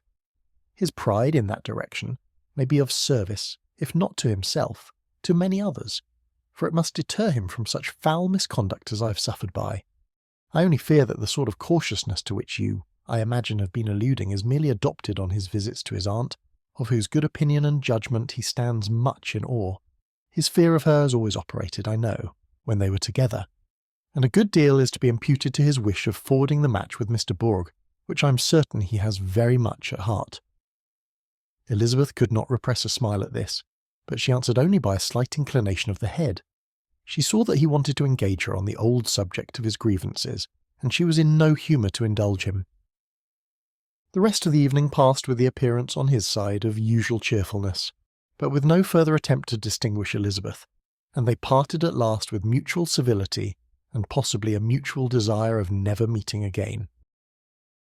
When the party broke up, Lydia returned with Mrs. Forster to Meryton, from whence they were to set out early the next morning.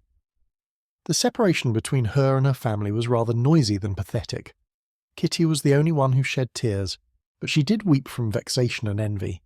Mrs. Bennet was diffuse in her good wishes for the felicity of her daughter, and impressive in her injunctions that she would not miss the opportunity of enjoying herself as much as possible, advice which there was every reason to believe would be attended to, and in the clamorous happiness of Lydia herself in bidding farewell, the more gentle adieus of her sisters were uttered without being heard.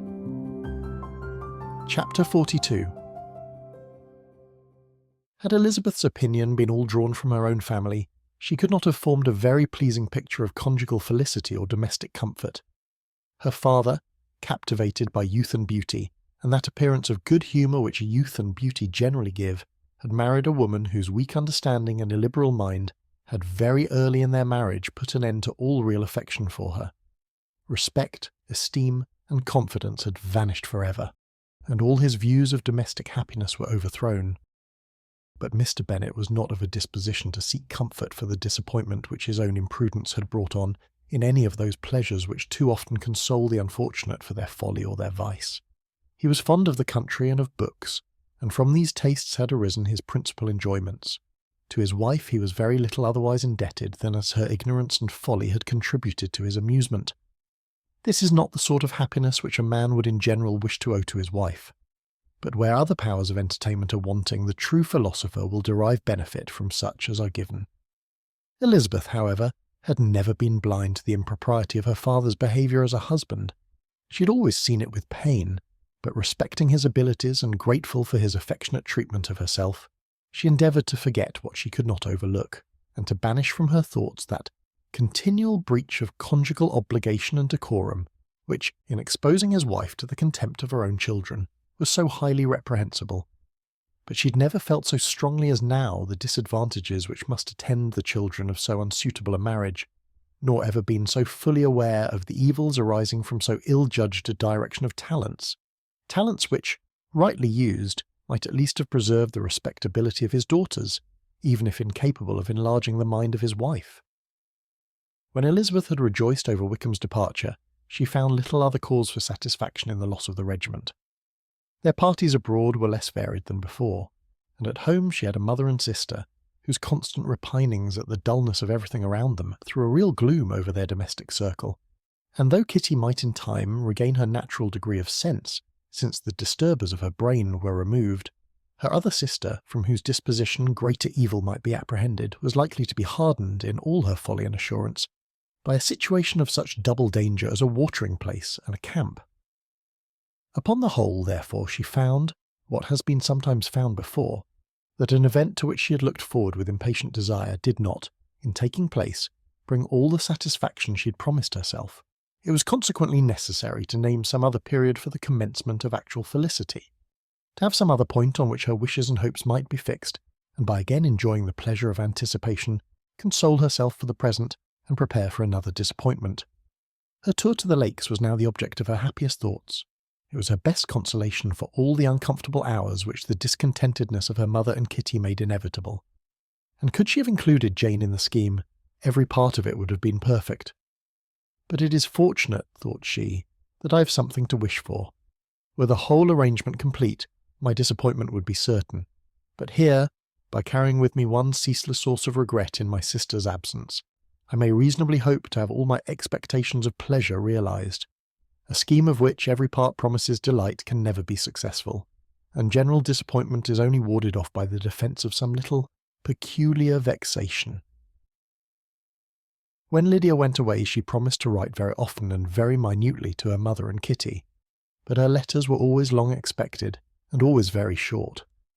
Those to her mother contained little else than that they were just returned from the library, where such and such officers had attended them, and where she had seen such beautiful ornaments as made her quite wild. That she had a new gown, or a new parasol, which she would have described more fully, but was obliged to leave off in a violent hurry, as Mrs. Forster called her, and they were going to the camp, and from her correspondence with her sister there was still less to be learnt, for her letters to Kitty, though rather longer, were much too full of lines under the words to be made public. After the first fortnight or 3 weeks of her absence, health, good humour and cheerfulness began to reappear at Longbourn. Everything wore a happier aspect. The families who had been in town for the winter came back again, and summer finery and summer engagements arose. Mrs. Bennet was restored to her usual querulous serenity, and by the middle of June Kitty was so much recovered as to be able to enter Meryton without tears, an event of such happy promise as to make Elizabeth hope that by the following Christmas she might be so tolerably reasonable as not to mention an officer above once a day, unless, by some cruel and malicious arrangement at the War Office, another regiment should be quartered in Meryton. The time fixed for the beginning of their northern tour was now fast approaching, and a fortnight only was wanting of it when a letter arrived from Mrs. Gardiner, which at once delayed its commencement and curtailed its extent. Mr. Gardiner would be prevented by business from setting out till a fortnight later in July, and must be in London again within a month, and as that left too short a period for them to go so far and see so much as they had proposed, or at least to see it with the leisure and comfort they had built on, they were obliged to give up the lakes and substitute a more contracted tour, and according to the present plan, were to go no farther northward than Derbyshire. In that county there was enough to be seen to occupy the chief of their 3 weeks, and to Mrs. Gardiner it had a peculiarly strong attraction. The town where she had formerly passed some years of her life, and where they were now to spend a few days, was probably as great an object of her curiosity as all the celebrated beauties of Matlock, Chatsworth, Dovedale, or the Peak. Elizabeth was excessively disappointed. She had set her heart on seeing the lakes, and still thought there might have been time enough, but it was her business to be satisfied, and certainly her temper to be happy, and all was soon right again. With the mention of Derbyshire there were many ideas connected. It was impossible for her to see the word without thinking of Pemberley and its owner. "But surely," said she, "I may enter his county with impunity and rob it of a few petrified spars without his perceiving me." The period of expectation was now doubled. 4 weeks were to pass away before her uncle and aunt's arrival, but they did pass away, and Mr. and Mrs. Gardiner, with their 4 children, did at length appear at Longbourn. The children, 2 girls of 6 and 8 years old and 2 younger boys, were to be left under the particular care of their cousin Jane, who was the general favourite, and whose steady sense and sweetness of temper exactly adapted her for attending to them in every way, teaching them, playing with them, and loving them. The Gardiners stayed only 1 night at Longbourn, and set off the next morning with Elizabeth in pursuit of novelty and amusement.